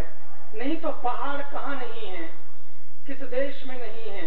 भारत में भी बहुत जगह पहाड़ हैं, लेकिन विदेशों में और यहाँ के पहाड़ों में अंतर है, मैं समझता हूं।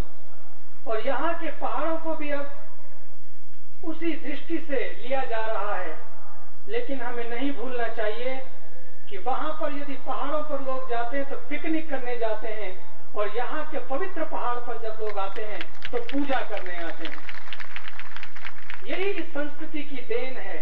मैंने देखा है इस कुंभ मेला में, अर्ध कुंभ मेला में प्रयाग में, जब वहां के संगम पर जहां 3 पवित्र नदियां मिलती हैं, गंगा, यमुना और सरस्वती, और बनकर त्रिवेणी बनती है, और संगम में जब लोग नहाने के लिए आते हैं, स्नान करने के लिए आते हैं, तो स्नान करते समय मैं उनकी भावनाओं को देखता था।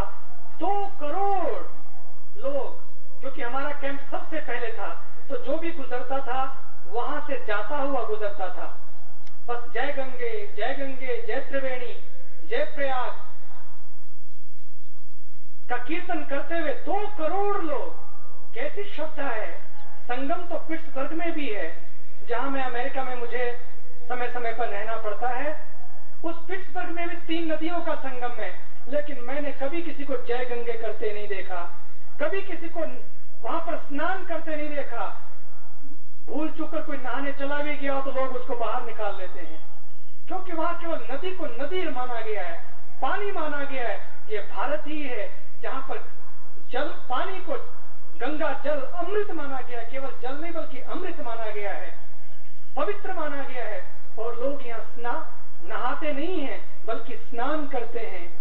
एक गांव में बैठा हुआ छोटा सा किसान, जिसको कुछ भी शास्त्र का ज्ञान नहीं होता है, जिसने कभी संस्कृत नहीं पढ़ी है, जिसने कोई शास्त्र नहीं पढ़ा है, लेकिन जब गांव की नदी में खड़ा होकर वो हाथ जोड़कर आंख बंद करके एक डुबकी लगाता है, आंख बंद है, हाथ जुड़े हैं और हृदय प्रभु के चरणों में समर्पित और गाता है, गंगे च यमुने चैव गोदावरी सरस्वती नर्मदे सिंधु कावेरी जलेस्मिन् सन्निधिं कुरु। ये है इस देश की श्रद्धा, ये है इस देश का समर्पण, ये है इस देश की आस्था, जिसकी वजह से आज हिंदुस्तान हिंदुस्तान है, आज भारत भारत है। यहाँ का प्रहलाद, छोटा सा बच्चा, जब उसका खुद का पिता उसको ललकारता है, दिखा तेरा कहां है भगवान, कहां है तेरा भगवान, दिखा मुझे। वो कहता है कि जले पे विष्णु, थले पे विष्णु। उस खंबे में जो कि गर्म खंबा था, उसने देखा छोटी सी चींटी उस खंबे पर जा रही है।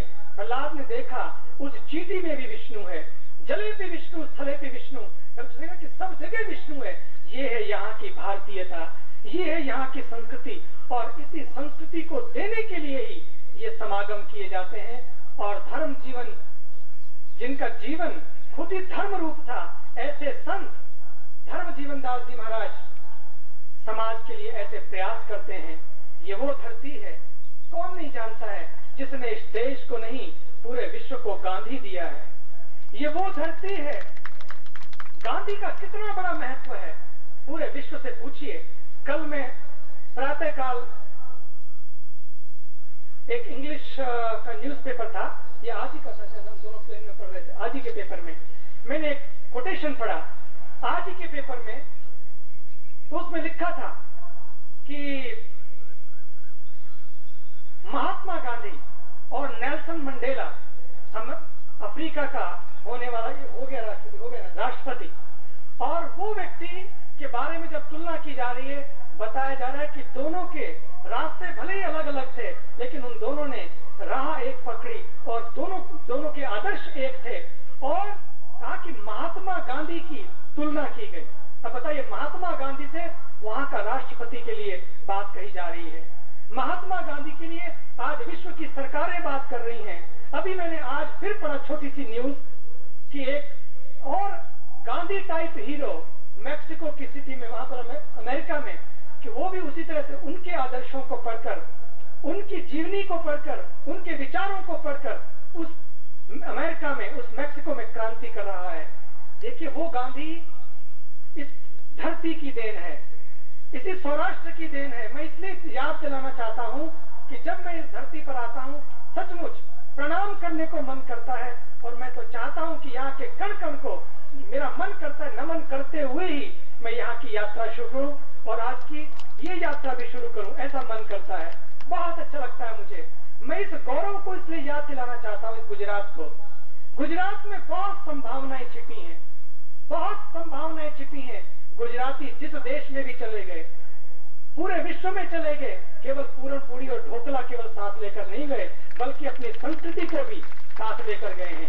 आज भी गुजराती पूरे विश्व में, अमेरिका की उस धरती पर जहां पर भौतिकता का बोलबाला है, वहां भी आज यदि कोई सबसे ज्यादा अपनी संतति को संपत्ति कमाते हुए यदि कोई संस्कार देता है, संस्कृति दे रहा है, वो गुजरात समाज ही है, वो गुजराती ही है। लेकिन अपने भारत में हमें क्या करना है, जहां पर हम जी रहे हैं, जहां से, देखिए ना, मैंने अभी देखा डलास के वो भाई अभी स्टेज पर आए थे, धोतियों पहरी ने, तुम्हें जो तो करो, धोतियों पहरी ने, बता पेंट पहरी ने आगे यहाँ, ये भाई धोतियों पहरी ने बैठा थे। वही किम, ये संस्कार जो ये संत वहां जाकर उस धरती पर जाकर फैलाते हैं, यही संस्कारों की देन है जो इन संतों ने इस देश को दी है। और इसी धरती के संत हुए सुदामा, जिसके लिए रुक्मणी पानी की परात लेकर हाथ में खड़ी है, लेकिन कौन पानी की परात को छुए?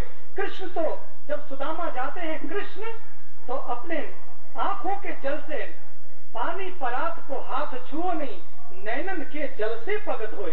कृष्ण ने उस सुदामा के, इसी धरती के सुदामा के, अपनी नैनों के जल से उनके चरणों को पखारा।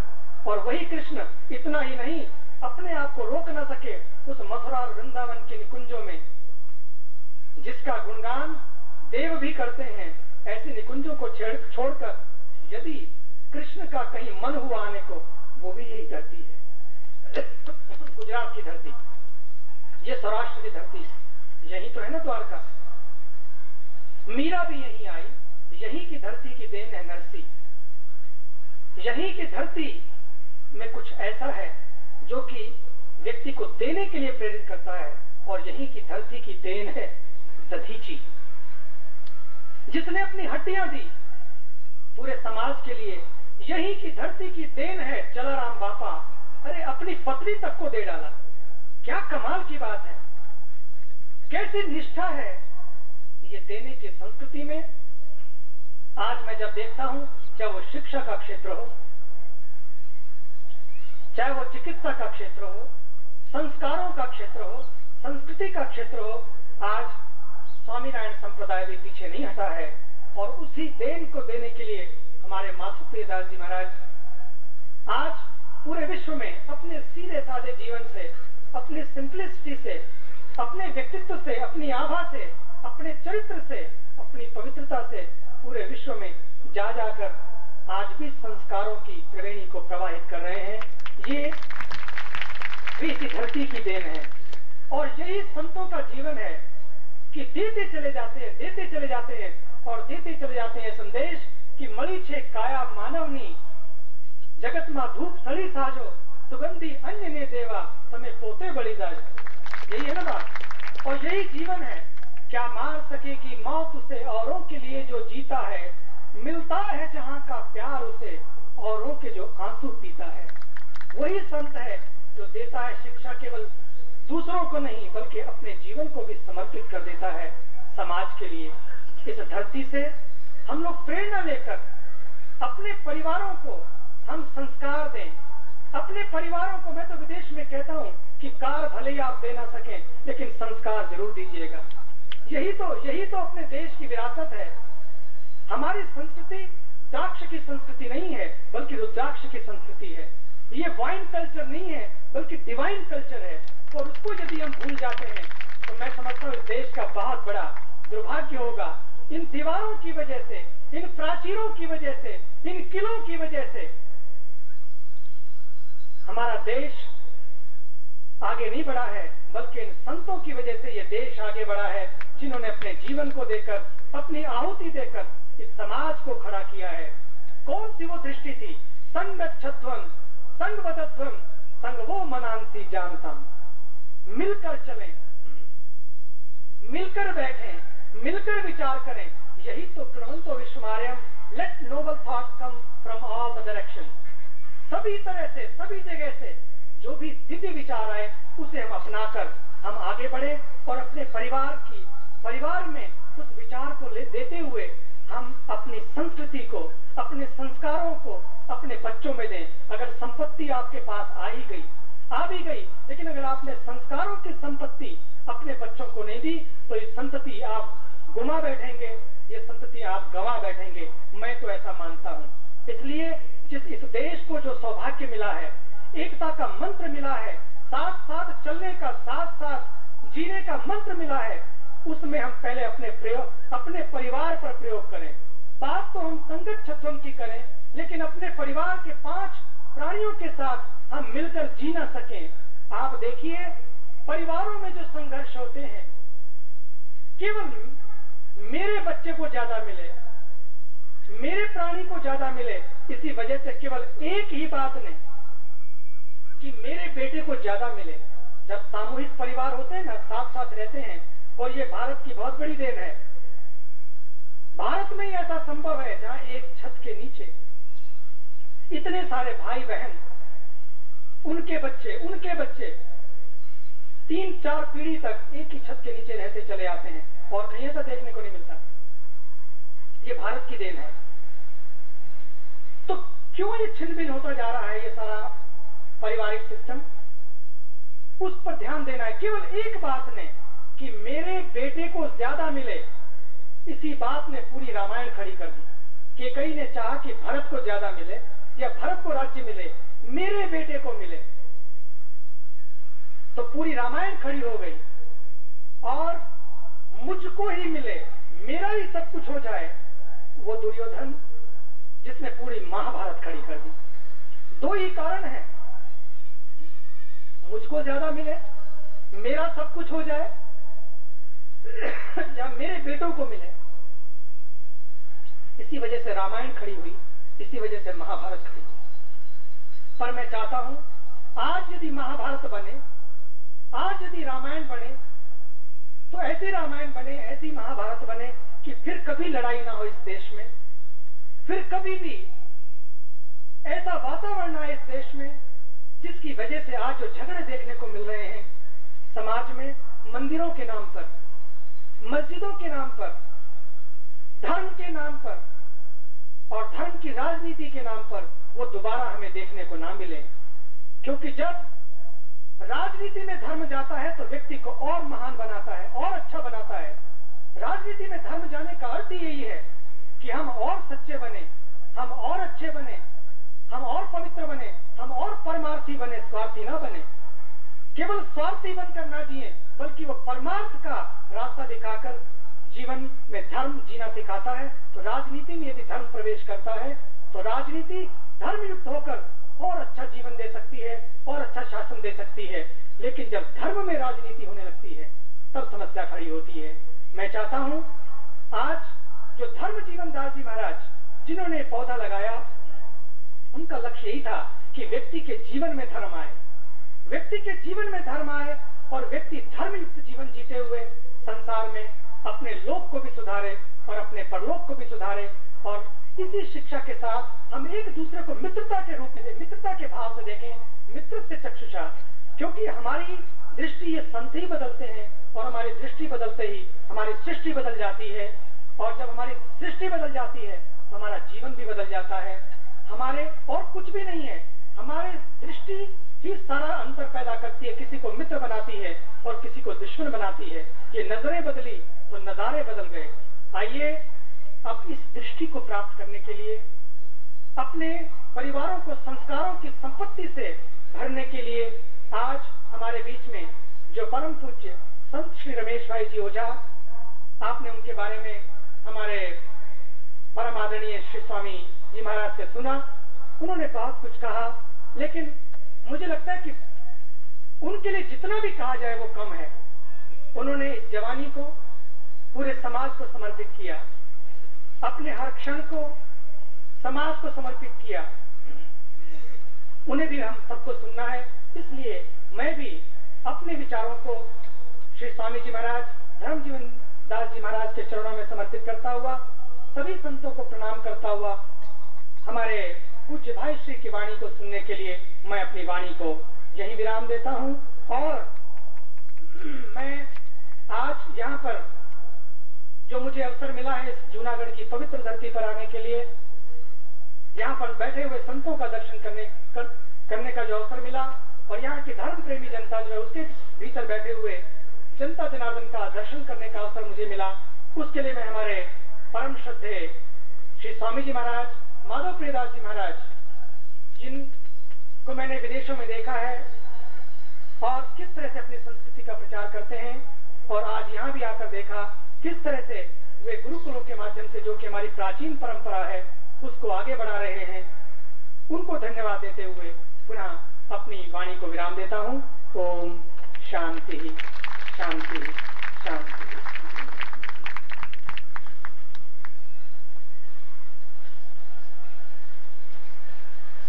પેઢીના ઘડતરને માટે ગુરુકુલોની સ્થાપના કરી 30,000 બાળકો ભણીને તૈયાર થયા।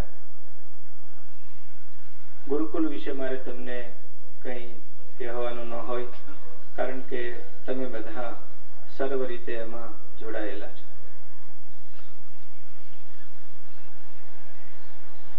રાજકોટ, જુનાગઢ, સુરત અને અમદાવાદમાં આશ્રમો સેવા કરી રહ્યા છે। અમદાવાદની અંદર હમણાં થોડા સમયથી એક સંકુલ આકાર લઈ રહ્યું છે, જ્યાં સંસ્કૃત સંશોધન કેન્દ્ર સ્થપાશે, સારી સ્કૂલ હશે। એમાં આપણા ભાઈઓ જે વિદેશમાં વસે છે પણ બાળકોને સંસ્કાર આપવાની બહુ આવશ્યકતા છે, એ બાળકો ત્યાં રહીને અભ્યાસ કરી શકે। સ્થાનિક બાળકો ભણ્યા પછી સર્વિસ માટે જ્યાં ત્યાં આંટાફેરા કરે છે, તો એને બદલે એના હાથ કુશળતાથી આજીવિકા પ્રાપ્ત કરી શકે એના નાના નાના યુનિટો એ ત્યાં શરૂ થશે। પૂજ્ય બાલ સ્વામી ત્યાંની બધી દેખરેખ રાખી રહ્યા છે। ભગવાનની કૃપાથી ગાંધીનગર હાઈવે ઉપર 25 વીઘા જમીન અત્યારે પ્રાપ્ત થઈ ચૂકેલી છે। પણ એક વિશેષ આનંદની વાત મારે એ કરવી છે। પૂજ્યપાદ જોગી સ્વામી આપણી વચ્ચે ઉપસ્થિત છે, પૂજ્યપાદ ઘનશ્યામ સ્વામી આપણી વચ્ચે બેઠા છે, આટલી મહાન વિભૂતિઓ આપણી વચ્ચે બેઠી છે, ત્યારે આપણા અમદાવાદના બે યુવાનોએ, તમે જાણો છો કે સુરત ગુરુકુલની જે જમીન એ આપણા 3 વિદ્યાર્થીઓએ અર્પણ કરી, કાંતિભાઈ, લાલજીભાઈ ને પ્રેમજીભાઈ. અમદાવાદ ગુરુકુલની અંદર સતત જેમની સેવા છે એવા ભાઈ શ્રી રતિભાઈ ખૂબ ઉત્સાહી યુવાન છે. એની સાથે જ ભાઈ શ્રી તુલસીદાસ નાગરદાસભાઈ, એમના વડીલો પણ અહીં ઉપસ્થિત છે. નાગરભાઈ, ઝવેરભાઈ, ખીમજીભાઈ કદાચ નથી આવ્યા. તો આ પરિવારે એવો સંકલ્પ કર્યો છે કે જે અત્યારે જમીન છે એમાં વિશેષ, કારણ કે જમીન બહુ ટૂંકી પડે છે આપણા આયોજન પ્રમાણે, તો ગાંધીનગર હાઈવે ઉપરની અત્યંત કિંમતી એમની જમીનોમાંથી 30,000 વાર જમીન સંસ્થાને સમર્પિત કરે છે અને જાહેર કરતા મને આનંદ થાય છે.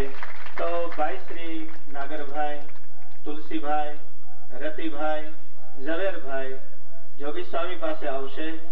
સ્વામી એમને ભગવાનની પ્રસાદીનો હાર પહેરાવશે અને સ્મૃતિ ચિહ્ન અર્પણ કરશે.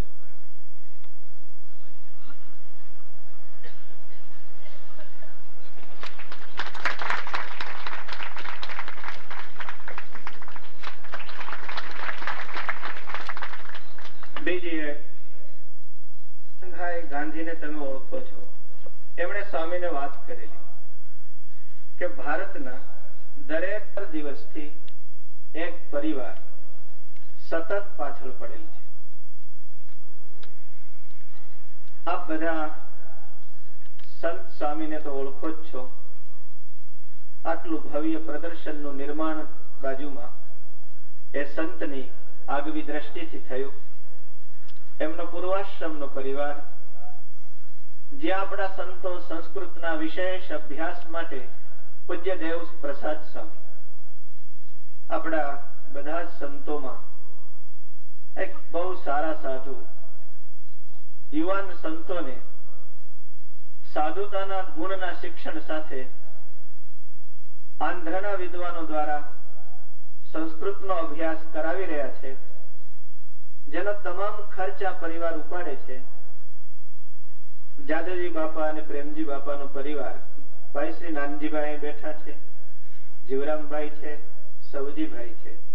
અમારે જસમાત ઉત્સાહી કરોડોપતિ બાપનો છોકરો પણ હાથમાં કોઈસ વાવડો લઈને નાનામાં નાના સ્વયંસેવક તરીકે 15 દિવસથી અહીં સેવા બજાવે. તો આ પરિવારે શુભ સંકલ્પ કર્યો કે સંતો ત્યાં ભણે છે, દેવપ્રસાદ સ્વામી જેવા શક્તિમાન સાધુ ત્યાં છે, તો આંધ્રપ્રદેશમાં હૈદરાબાદમાં ગુરુકુલ થાય એવી અમારી હૃદયની ઈચ્છા છે.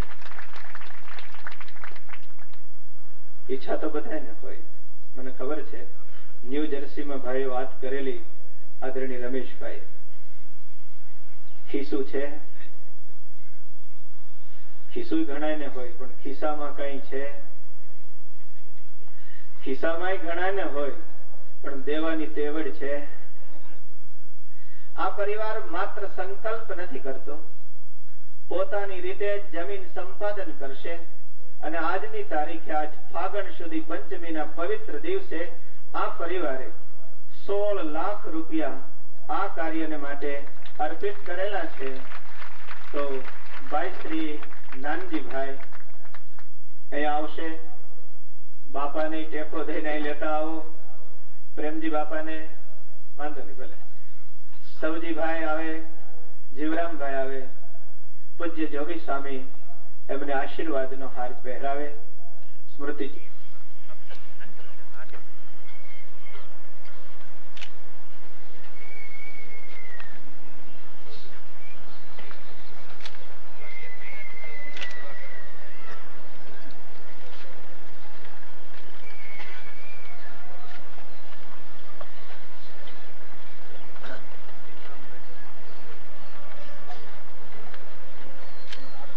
પૂજ્ય દેવ પ્રસાદ સ્વામી, જેમને આ ભાર સંભાળવાનો છે, વૈરાગી સાધુ ને જો પહેલેથી તોહરું ના મૂકીએ ને તો હરખા નો હાલે. તો દેવ પ્રસાદ સ્વામી જોગી સ્વામી પાસે આવે અને સ્વામી હાર પહેરાવી અને સહી કરી દે.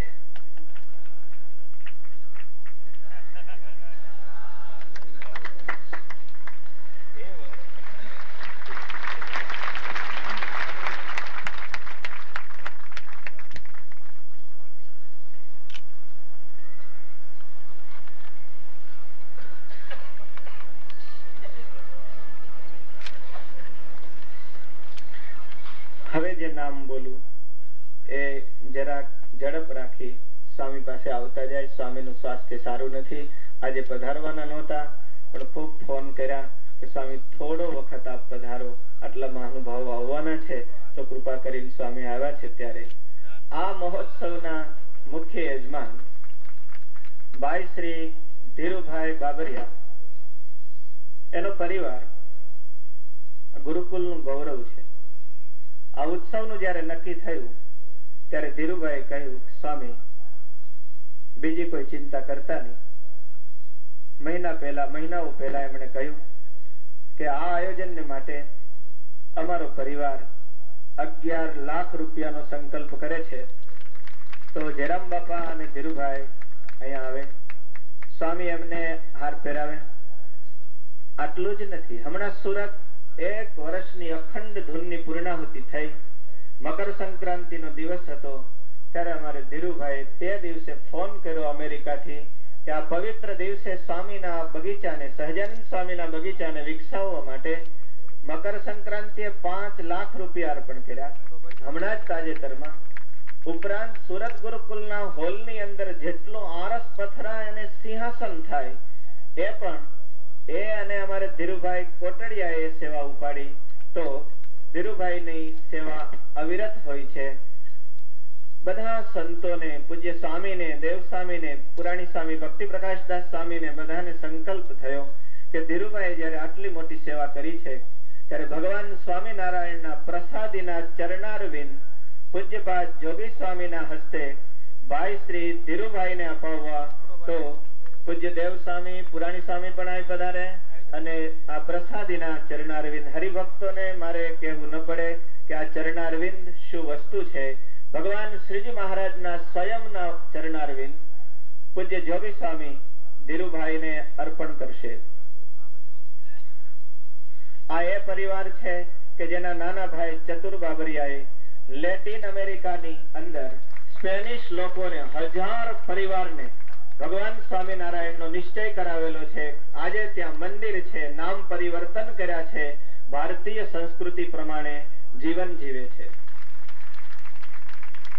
ભાઈ શ્રી નવીનભાઈ દવે, ધીરુભાઈ મુખ્ય યજમાન તરીકે માટે, ભલે આ મુખ્ય યજમાન તો એક વ્યવહાર છે પણ મારી સાથે જે કોઈ ભક્તોને જોડાવું હોય પ્રેમથી જોડાય. મારો એવો દાવો નહીં હોય કે બીજા કેમ. નથી માંડી 5 દિવસનો તમામ 2 ટાઈમનો ખર્ચ, સવારનો નાસ્તાનો ખર્ચ, આ તમામ સેવા ભાઈ શ્રી નવીનભાઈ ચંદુભાઈ દવેની છે. નવીનભાઈ સ્વામી પાસે આવે, સ્વામી અને ભગવાનની પ્રસાદીનો હાર પહેરાવે.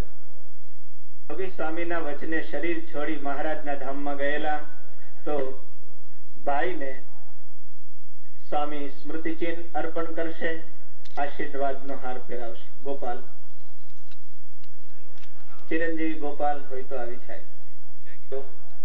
ખૂબ સ્વામી વિશે અનન્ય નિષ્ઠાવાન ગોપાલને સ્વામી સ્મૃતિચિહ્ન આપે છે. તો એ પરિવાર વતી, પટોળિયા પરિવાર વતી ભાઈ શ્રી કેશુભાઈ અહીંયા હાજર છે.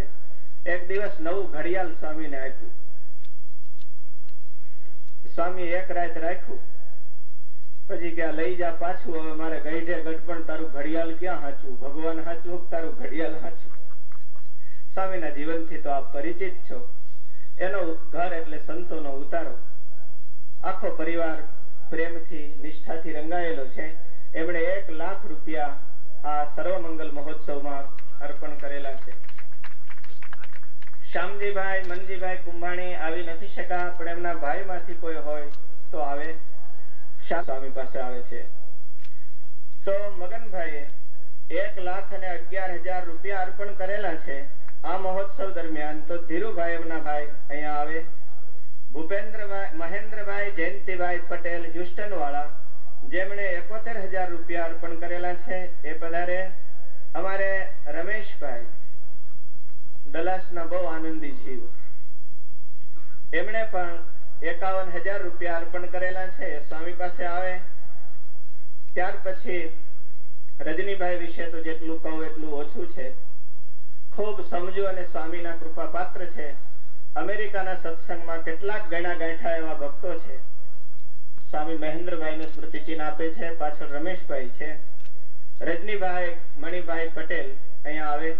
મણિબાપાએ અમેરિકા કાગળ લખ્યો કે રજની, સ્વામી ત્યાં આવ્યા છે, ગમે તેમ કરી તેડાવી અને સમાગમ કરી લેજે. ત્યારથી એને ખૂબ પ્રેમ અને સતત સ્વામીનો સમાગમ કર્યો. રજનીભાઈ 51,000 રૂપિયામાં અર્પણ કરે છે. નરેન્દ્રભાઈ તારપરા પરિવાર તરફથી 51,000 અર્પણ થયેલા છે.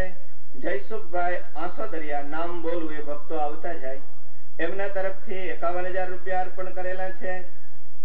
અમારે કલકત્તાથી પ્રેમ અને આદર, એમણે લગભગ 3 લાખ જેટલી રકમ સિંહાસન બનાવવામાં અને મહોત્સવમાં અર્પણ કરેલી છે. ભક્તોને વિનંતી, આ વિધિ 5 મિનિટમાં પૂરી થાય છે.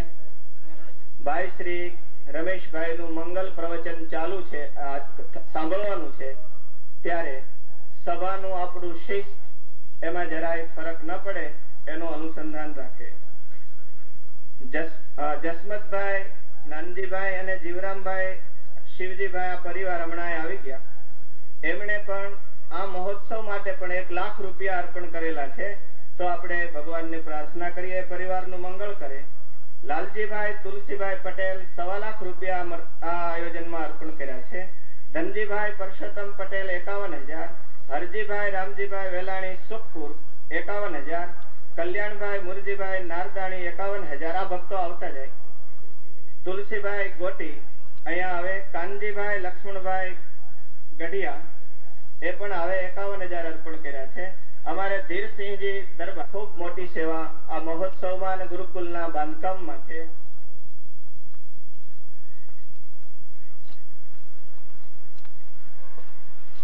ધીરુભાઈ અસવારે 51,000 રૂપિયા અર્પણ કરેલા છે.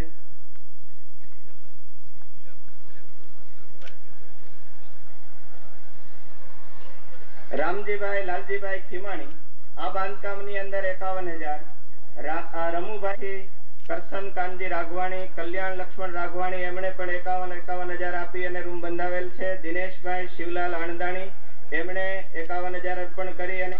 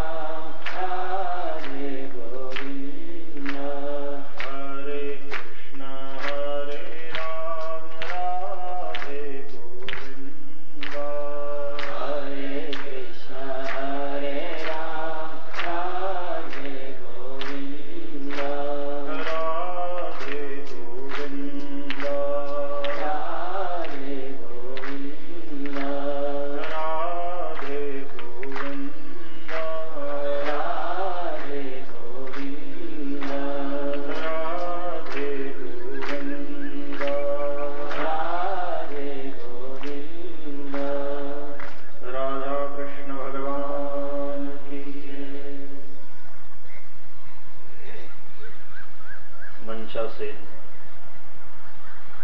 વંદનીય સંતો અને વાલા હરિભક્તો, આજના પાવન પ્રસંગે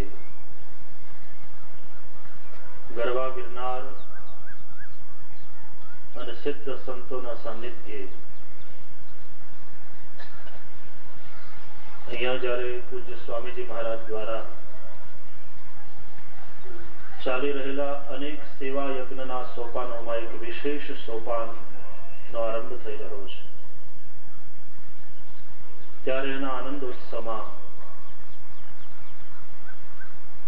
સહભાગી થવાનો સદભાગ્ય સાંભળ્યું એને પ્રભુની કૃપા માનું છું. આના પહેલા સુરત ખાતે પણ જે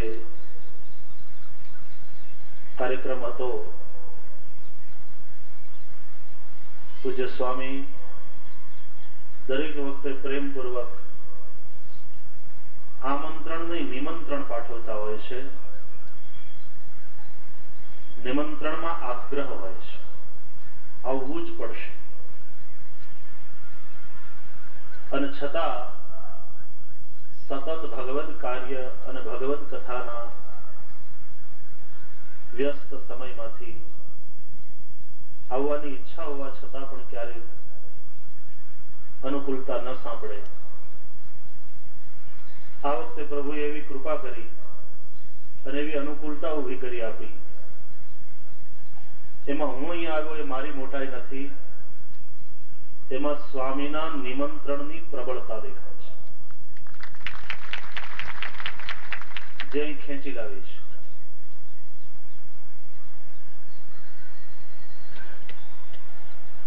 વ્યક્તિને વ્યક્તિ રૂપ એકમને નજર સામે રાખી અને ધર્મના ક્ષેત્રમાં સંતો ચાલે છે. વ્યક્તિ જો અખંડ બન્યો, વ્યક્તિનું જીવન જો સુધર્યું તો સમાજ આપોઆપ બદલાશે. શસ્ત્ર અને શાસ્ત્ર એ બંનેની ભાષા જુદી છે.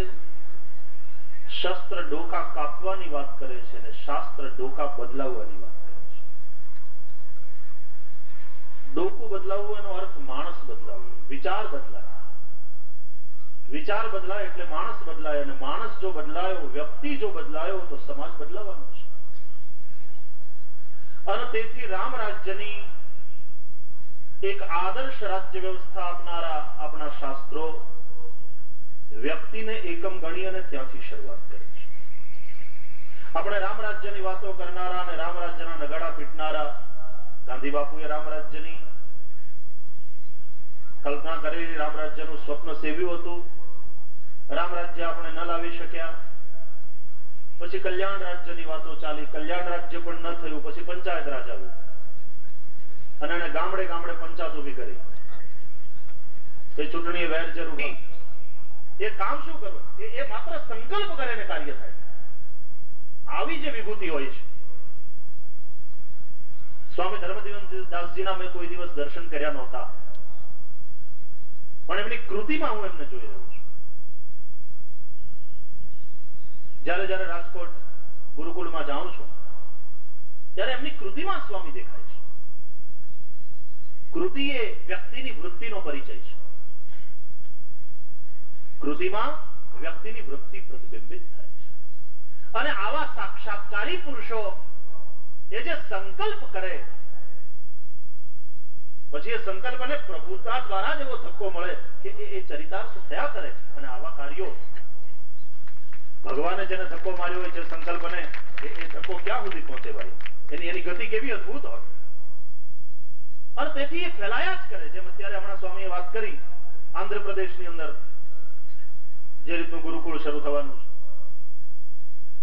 પ્રભુએ જે સંતના સંકલ્પને, પારમાર્થિક સંકલ્પને જેને પ્રભુએ સ્વયં ગતિ આપી હોય, ત્યારે એ કાર્ય તો પછી કેવું ગતિ પકડે? અને એમાં મિશનરી સ્પિરિટ થી આ કાર્યની અંદર લાગેલા આવા આપણા સંતો અને હરિભક્તો. ધર્મના પાયા ઉપર સમાજના જાગરણ માટેના કાર્યો થવા જોઈએ. ભાગવતની અંદર પૃથુ મહારાજના પ્રાગટ્યની જયારે કથા આવે છે ત્યારે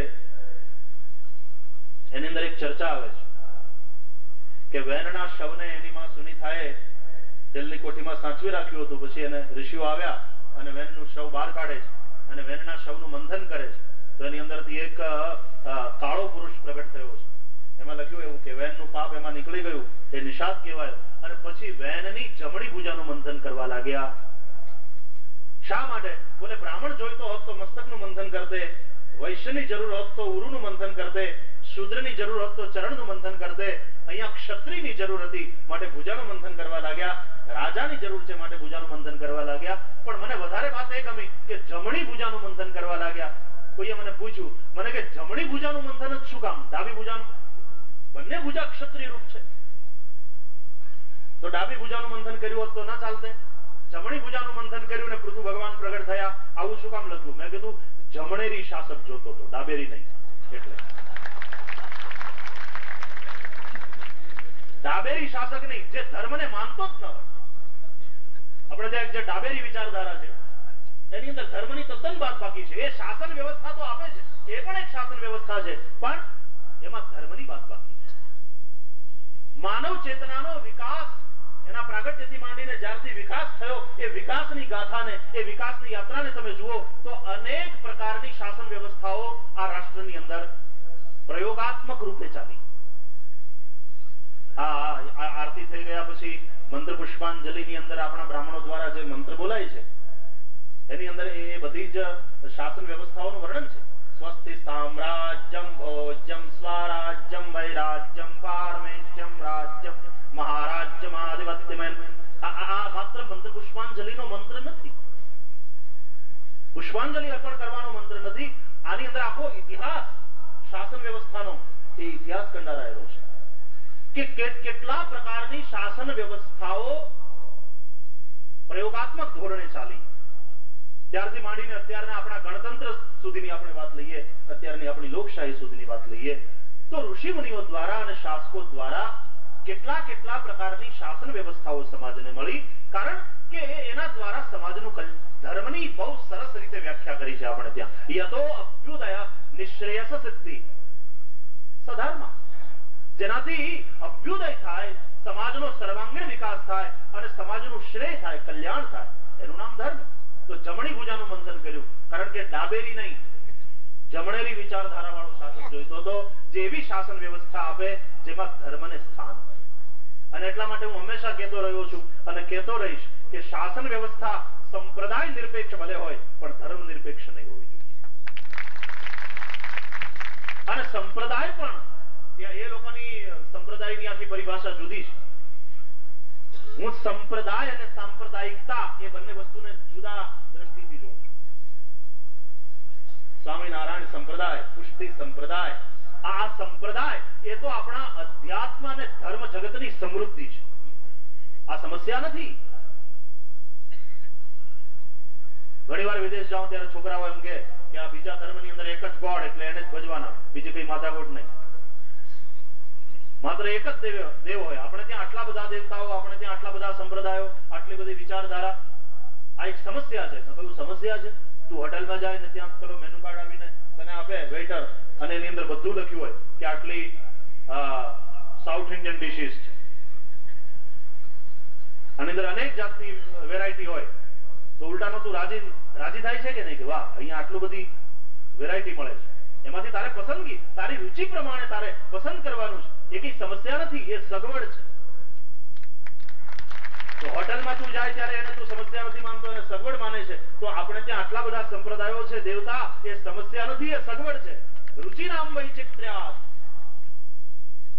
રુચિઓની ભિન્નતાને કારણે આપણા ઋષિઓએ, આપણા આચાર્યોએ આપણા ઉપર કૃપા કરી અને આપણને ભાવે, આપણને ગમે, આપણી પ્રકૃતિને અનુકૂળ આવે તે રીતે ધર્મના માર્ગે ચલાવીને આપણને કલ્યાણ સુધી પહોંચાડવાના, પરમાત્મા સુધી પહોંચાડવાના, એ માટેની ઊભી કરેલી આ સુંદર સગવડ છે. એને તું સમસ્યા માને છે? અને તેથી આટલા સંપ્રદાયો એ તો આપણા ધર્મ અને અધ્યાત્મ જગતની સમૃદ્ધિ છે. પણ આ લોકો જયારે બિન સાંપ્રદાયિકતાની વાત કરે ત્યારે હું એને સાંપ્રદાયિકતા એના અર્થમાં બોલવું છું. અને સાંપ્રદાયિકતાથી એનો અર્થ છે સંકીર્ણતા, સંકુચિતતા. હા, એ જરૂર સમસ્યા છે. અને તેથી બિન સાંપ્રદાયિકતા શાસનમાં હોય એ તો જરૂરી છે, પણ ધર્મ નિરપેક્ષ શાસન ન હોવું જોઈએ. અને એટલા માટે અમારા પૃથુ ભગવાન પ્રગટ થયા છે. એ જમણી ભુજાનું મંથન કરતા એમાંથી પ્રગટ થયા છે. એ જમણેરી વિચારધારાના શાસક છે, જ્યાં ધર્મના પાયા ઉપર સમાજનો આધ્યાત્મિક રીતે, આર્થિક રીતે, સામાજિક રીતે દરેક પ્રકારે વિકાસ. આ શાસક જુએ. લોકો બસ બોલ્યા જ જાય છે, પણ જે બોલે છે એની પછવાડે વિચાર નથી, એની પછવાડે ચિંતન નથી. સર્વધર્મ સમભાવની વાત કરે છે. સર્વધર્મ સમભાવ બહુ કઠિન છે ભાઈ. જે પરમહંસ મહાપુરુષો હોય ને, જેની દ્રષ્ટિમાંથી ભેદ તદ્દન મટી ગયો હોય, એને માટેની વાત જુદી છે. બાકી સર્વધર્મ સમભાવ એ તો બહુ આગળની વાત થઈ ગઈ. અને સમભાવ એ વ્યવહારમાં હશે, તમારા સિદ્ધાંતમાં હશે, બોલવામાં હશે, પણ વ્યવહારમાં નહીં આવી શકે.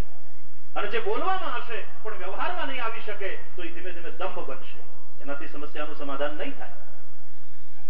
મને મારી મા માટે જેવો ભાવ હશે, મારી મા માટે મને જેવો પૂજ્ય ભાવ હશે, એવો બધાની મા માટે નહીં થાય. પણ એનો અર્થ એમ નથી કે હું બીજાની માને પગે ન લાગુ, હું બીજાની માનો આદર ન કરું. મારી મા માટે મને પૂજ્ય ભાવ હોય એનો અર્થ એમ નથી થતો કે હું બીજાની માની નિંદા કરું, બીજાની માનું હું અપમાન કરું. આપણે ત્યાં તો એકની સ્તુતિ કરતી વખતે બીજાની નિંદા આવી જાય એની અંદર, તો એને પણ સ્તુતિ દોષ કરો. એકની સ્તુતિ કરતી વખતે અન્યની નિંદા આવી જાય, એ પણ સ્તુતિ દોષ છે. તો મારી મા માટે મને જે ભાવ હોય, જે આદર હોય, જે શ્રદ્ધા હોય, એ પોતાની જગ્યાએ છે. પણ હું દરેકની માને જોઈ અને એનો આદર તો કરીશ, હું કોઈનું અપમાન નહીં કરું. આને શું કહીશું? સદભાવ. તો સર્વ ધર્મ સમભાવ ના આવે તો કઈ નહીં, સર્વ ધર્મ સદભાવ લાવી શકીએ તો પણ ઘણું બધું કામ. તો પણ આજે દંગાઓ થાય છે ને ધર્મને નામે એ ન થાય. શાસનના દ્રષ્ટિએ, શાસકની દ્રષ્ટિએ સર્વ ધર્મ સમભાવ, પણ प्रजानी दृष्टि सर्वधर्म सद्भाव. इतना यदि हम कर सकते हैं तो भी समस्या का अंत हो सकता है. પણ આપણું શાસન સર્વધર્મ સમભાવની વાતો કરે છે, માનતું નથી. બિન સાંપ્રદાયિકતાની વ્યાખ્યા જ્યાં તદ્દન સાંપ્રદાયિક થઈ રહી હોય ત્યાં સર્વધર્મ સમભાવની વાત ક્યાં આવે? તો શાસકની દ્રષ્ટિમાં સર્વધર્મ સમભાવ હોય और પ્રજામાં સર્વધર્મ સદભાવ જો પેદા હોય તો એક સોશિયલ હાર્મની, એક સામાજિક સંવાદિતા બની રહે. તો ધર્મના પાયા ઉપર આ કાર્યો થવા જોઈએ અને એટલા માટે આપણા પૃથુ ભગવાન છે એ જમણી ભુજામાંથી પ્રગટ થયા એનું મંથન કરતા કે ધર્મના પાયા ઉપર આ બધી વાત થાય. સરકાર જે કામ નહીં કરી શકે એ આવી ધર્મ સંસ્થાઓ કામ કરી શકશે. મને યાદ છે આ દેશના ભૂતપૂર્વ પ્રધાનમંત્રી સ્વર્ગસ્થ એમણે જ પોતાની જાહેર પબ્લિક સભામાં એવું નિવેદન કરેલું કે સરકાર જનતાને માટે જે રૂપિયો વાપરે છે એમાંથી કેવલ 15 પૈસા જનતા સુધી પહોંચે છે. 85 પૈસા કાં તો ખર્ચામાં ને કાં તો બીજી રીતે આપણે જાણીએ છીએ એના રસ્તા એ રીતે ચવાઈ જાય છે, ખવાઈ જાય છે, ખર્ચાઈ જાય છે. મને કહેવા દો, ભૂતપૂર્વ વડાપ્રધાન ની નિખાલસતા માટે એમને ધન્યવાદ કે નિખાલસપણે એમણે એ સ્વીકાર્યું કે આપણું સરકારી તંત્ર કેવું છે. ત્યારે મારે કેવું જોઈએ કે આવી ધર્મ સંસ્થાઓ જ્યાં ચાલે છે અને એના દ્વારા જે કાર્ય શૈક્ષણિક ક્ષેત્રે કે આરોગ્યના ક્ષેત્રે થઈ રહ્યા છે એમાં જનતા 1 રૂપિયો આપે છે અને 1 રૂપિયાનો 1.25 રૂપિયો થાય છે. એમાં રૂપિયાના 15 પૈસા નથી થતા, એમાં 1 રૂપિયાનો 1.25 રૂપિયો થાય છે. કારણ કે આવા કાર્યની અંદર અને એમાં આવા સંતો દ્વારા જ્યારે કાર્ય થતું હોય ત્યારે અનેક લોકો નફો લીધા વગર એમાં કામ કરતા હોય છે. અહીંયા રૂપિયાનો 1.25 રૂપિયો થાય છે. અને ફરીથી જો જે સંસ્કારની સંપત્તિ છે, આજે આપણે ઓપન ઇકોનોમી, એવું તો નહીં થાય ને. ગરીબીથી પ્રેમ કરો એવું આપણા શાસ્ત્રોએ કહ્યું નથી. ગરીબોથી પ્રેમ કરો, ગરીબીથી નહીં.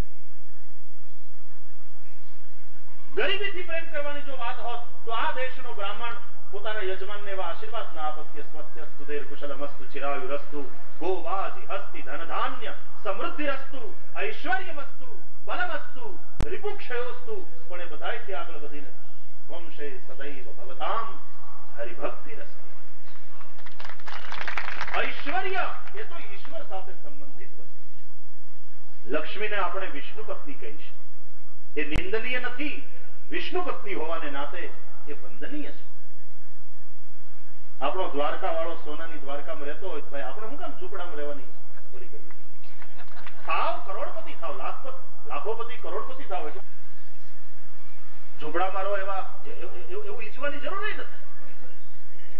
અરે ભારતનો ઋષિ લક્ષ્મીની આરાધના કરતો જો એના આવાહનના મંત્ર ભણતો હોય કે તામ આવહ જાત વેદો લક્ષ્મી મનપગામિનીમ અનપગામિનીમ લક્ષ્મી. એ તો ચંચલા છે ને. મને એવી લક્ષ્મી જોઈએ કે જે મારા ઘરમાં આવે તો પછી પાછી જતી ન રહે. પૂજામાં બેસીએ એટલે બ્રાહ્મણ દેવતા સંકલ્પ કરાવે દશવિધ લક્ષ્મી પ્રાપ્ત્યર્થમ અલક્ષ્મી વિનાશાર્થમ પ્રાપ્ત લક્ષ્મ્યાઃ ચિરકાલ સંરક્ષણાર્થમ लोके सभायां राजद्वारे वा सर्वत्र यशो विजय लाभादि प्राप्त्यर्थम इह जन्मनि जन्मांतरे वा सकल दुरितोपशमनार्थम लोके सभायां राजद्वारे बहुत सरस संकल्पની અંદર ભાવનાઓ છે. ત્યારે પૈસા વાળા થવું, લક્ષ્મીવાન થવું, ધનવાન થવું એ ખોટું નથી. જે દ્વારકાનાથ આપણો ઈષ્ટ છે, સોનાની દ્વારકામાં રહેતો, જે રામને આપણે ભજીએ છીએ એ રામ રાજમહેલમાં રહેલા છે. સોનાની નગરી બનાવો વાંધો નહીં, પણ સાવધાની માત્ર એટલી જ રાખવાની છે કે નગરી દ્વારકા હોય, લંકા. લંકા સોનાની હતી, દ્વારકા સોનાની હતી, પણ દ્વારકા ત્યારે મોક્ષદાયીની પુરીમાં ગણાની છે. અયોધ્યા, મથુરા, માયા, કાશી, કાંચી, અવંતિકા, પુરી, દ્વારાવતિશ્ચૈવ સપ્તૈતા મોક્ષદાયિકા. અને ત્યાં દ્વારકાનાથ એટલા માટે છે, ત્યાં શ્રી કૃષ્ણ એટલા માટે નીતિની નીવ ઉપર, નીતિના પાયા ઉપર એ નગરી ઉભી છે. કરોડોપતિ અરબોપતિ બનો પણ નીતિ. પહેલું સ્થાન ધર્મનું છે અને પછી અર્થ આવે છે. ધર્મ, અર્થ, કામ, મોક્ષ ત્રિવર્ગને એવી રીતે સિદ્ધ કરવા, ત્રિવર્ગને સંપાદન એવી રીતે કરવા કે મોક્ષને હાનિ ન પહોંચે. પહેલા ધર્મ, પછી અર્થ. ધર્મનો વિચાર કર્યા વગર આજે આપણે અર્થને પાછળ આંધળી દોટ મૂકીએ છીએ ને એટલે જ એ અર્થ અનર્થ ઉત્પન્ન કરે છે. એટલા માટે જ આપણે જોઈએ છે માણસની પાસે બધું છે, સારો બંગલો છે, સારી ફેક્ટરી ચાલે છે, સારામાં સારી આવક છે, મોટરકાર છે, ઘરમાં સારું ફર્નિચર છે, ટીવી સેટ છે, ટી સેટ છે, સોફા સેટ છે, બધું સેટ છે, માણસ અપસેટ છે. આટલી બધી સમૃદ્ધિની વચ્ચે, આટલી બધી સગવડની વચ્ચે રહેનારો માણસ અપસેટ છે. મેં જોયું પૈસા વાળા લક્ઝરિયસલી દુખી થાય છે. એ લક્ઝરિયસલી દુખી થાય, બાકી થાય છે દુખી આપણા કરતા જરાક વધારે લક્ઝરિયસલી દુખી થાય. શાંતિ ક્યાં? એક સરસ કથા મેં સાંભળી હતી કે ભગવાન નારાયણે જયારે સૃષ્ટિનું સર્જન કર્યું ને એ પછી બ્રહ્માજીએ ભગવાનની આજ્ઞા પ્રમાણે બધી જ રચના કરી દીધી. પછી બધા લોકો ભગવાનની પાસે એક દિવસ સમારંભ યોજાયો ને ત્યારે ગયા પ્રભુ પાસે કે જેને જે જોઈતું હોય તે મળે. ભગવાનની પાસે જીવન આપ્યું તો જીવનને માટે, જીવન જીવવા માટેની જે જરૂરિયાતની વસ્તુઓ છે એ પણ આપવી જોઈએ ને ભગવાન. જેને જીવન આપ્યું એને આ બધું આપવું જોઈએ. એટલે સમારંભ યોજાયો અને એમાં બધા જ પ્રાણીઓ આવ્યા, બધા જ માનવો આવ્યા અને ભગવાને સંપત્તિ, પુત્ર, પૌત્રાદિ જે કંઈ ઘર, કપડા, મકાન બધું જ જીવન જીવવા માટે જે વસ્તુ આવશ્યક હતી એ બધું ભગવાને આપ્યું. અને માણસો આમ જોડી ફેલાવી ઉભા રહે. ભગવાન પોતાનું કુકડું હતું એમાં બધી વસ્તુ ભરીને આમ નાખે. મકાન પડે, પત્ની પડે, કપડા, અનાજ બધું જ, મતલબ જીવન જરૂરિયાતની બધી જ વસ્તુ એની જોડીમાં ભગવાન નાખે. એ બધું દરેકને આપતા આપતા માનવોને બધી વસ્તુ વહેંચતા એક વસ્તુ નીચે પડી ગઈ. અને જેવી નીચે પડી એટલે ભગવાન એના ઉપર પગ મૂકી દીધો, દાબી દીધી પગ નીચે. લોકોને ખબર ન પડી પણ લક્ષ્મીજીએ જોયું કે આણે ક્યાંક પગની નીચે દાબી દીધું. માનવોને બધું આપતા આપતા એક વસ્તુ નીચે પડી ગઈ અને ભગવાન એના ઉપર પગ મૂકી દીધો, છુપાડી દીધી, પાછી સંતાડી દીધી પગની નીચે. લક્ષ્મી મનોમન મરક્યા. આ બધા જાય પછી વાત પછી પૂછું તો લોકો બધા જતા રહ્યા. સૌને મકાન મળ્યા, પત્ની, મોટર ગાડી, ફેક્ટરી, કપડા, ઘરેણા, શું જોઈએ માણસને? ખેતી વાડી, ટ્રેક્ટર, ખાલી બળદોની જોડ. આપડે તો લોકો ગામડામાં એ જ માગે ને, બીજ માવડી, ચૂલે તાવડી, 2 ગોધા, 1 ગાવડી. ઓહો, રાજી રાજી થઈ જાય. કેવો ગામડાનો માણસ સંતોષી જીવ કેવો! આકાશમાં રેખા જેવી બીજ દેખાય પણ એ બીજને જોઈને પછી આટલું માગે. સંતોષી જીવ. હવે આટલું મળ્યું, બધા લોકો રાજી રાજી થઈને જતા રહ્યા. બધા જતા રહ્યા પછી લક્ષ્મીજી ભગવાનને પૂછ્યું એ પગ હેઠે હું દબાવ્યું છું? મેં જોયું, લોકોને ખબર નથી રહી પણ મેં જોયું કે બધાને આપતા આપતા એક વસ્તુ નીચે પડી ગઈ અને તમે તરત એના ઉપર પગ મૂકી દીધો. શું દબાવ્યું તમે પગની નીચે? એટલે ભગવાન હસીને બોલ્યા, લક્ષ્મી બધું આપી દીધું પણ એક વસ્તુ નીચે પડી ગઈ, એના ઉપર મેં પગ દબાવી દીધો છે. આ વસ્તુ મેં પગની હેઠે દબાવી છે ને એટલા માટે જ બધાએ પાછું મારી પાસે આવવું પડશે, નહીં તો કોઈ મને પૂછત નહીં. પણ મારી જરૂર એટલા માટે જ પડવાની. લક્ષ્મીએ કહ્યું, અચ્છા શું છે?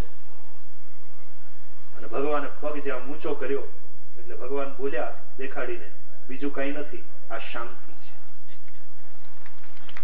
બીજી બધી વસ્તુ ઈશ્વરે આપી દીધી પણ એક શાંતિ, એ તો ઈશ્વરને ચરણે જઈશું તો જ મળશે, બાકી ત્યાં ભગવાન નહીં તો માણસ ભગવાનને ક્યાં પૂછે? એની પાસે બધું જ, એટલે મેં કહ્યું કે TV set, tea set, sofa set બધું છે, એવરીથિંગ ઇઝ સેટ, પણ માણસ પોતે અપસેટ છે, લક્ઝરિયસલી દુખી થાય પૈસા વાળા.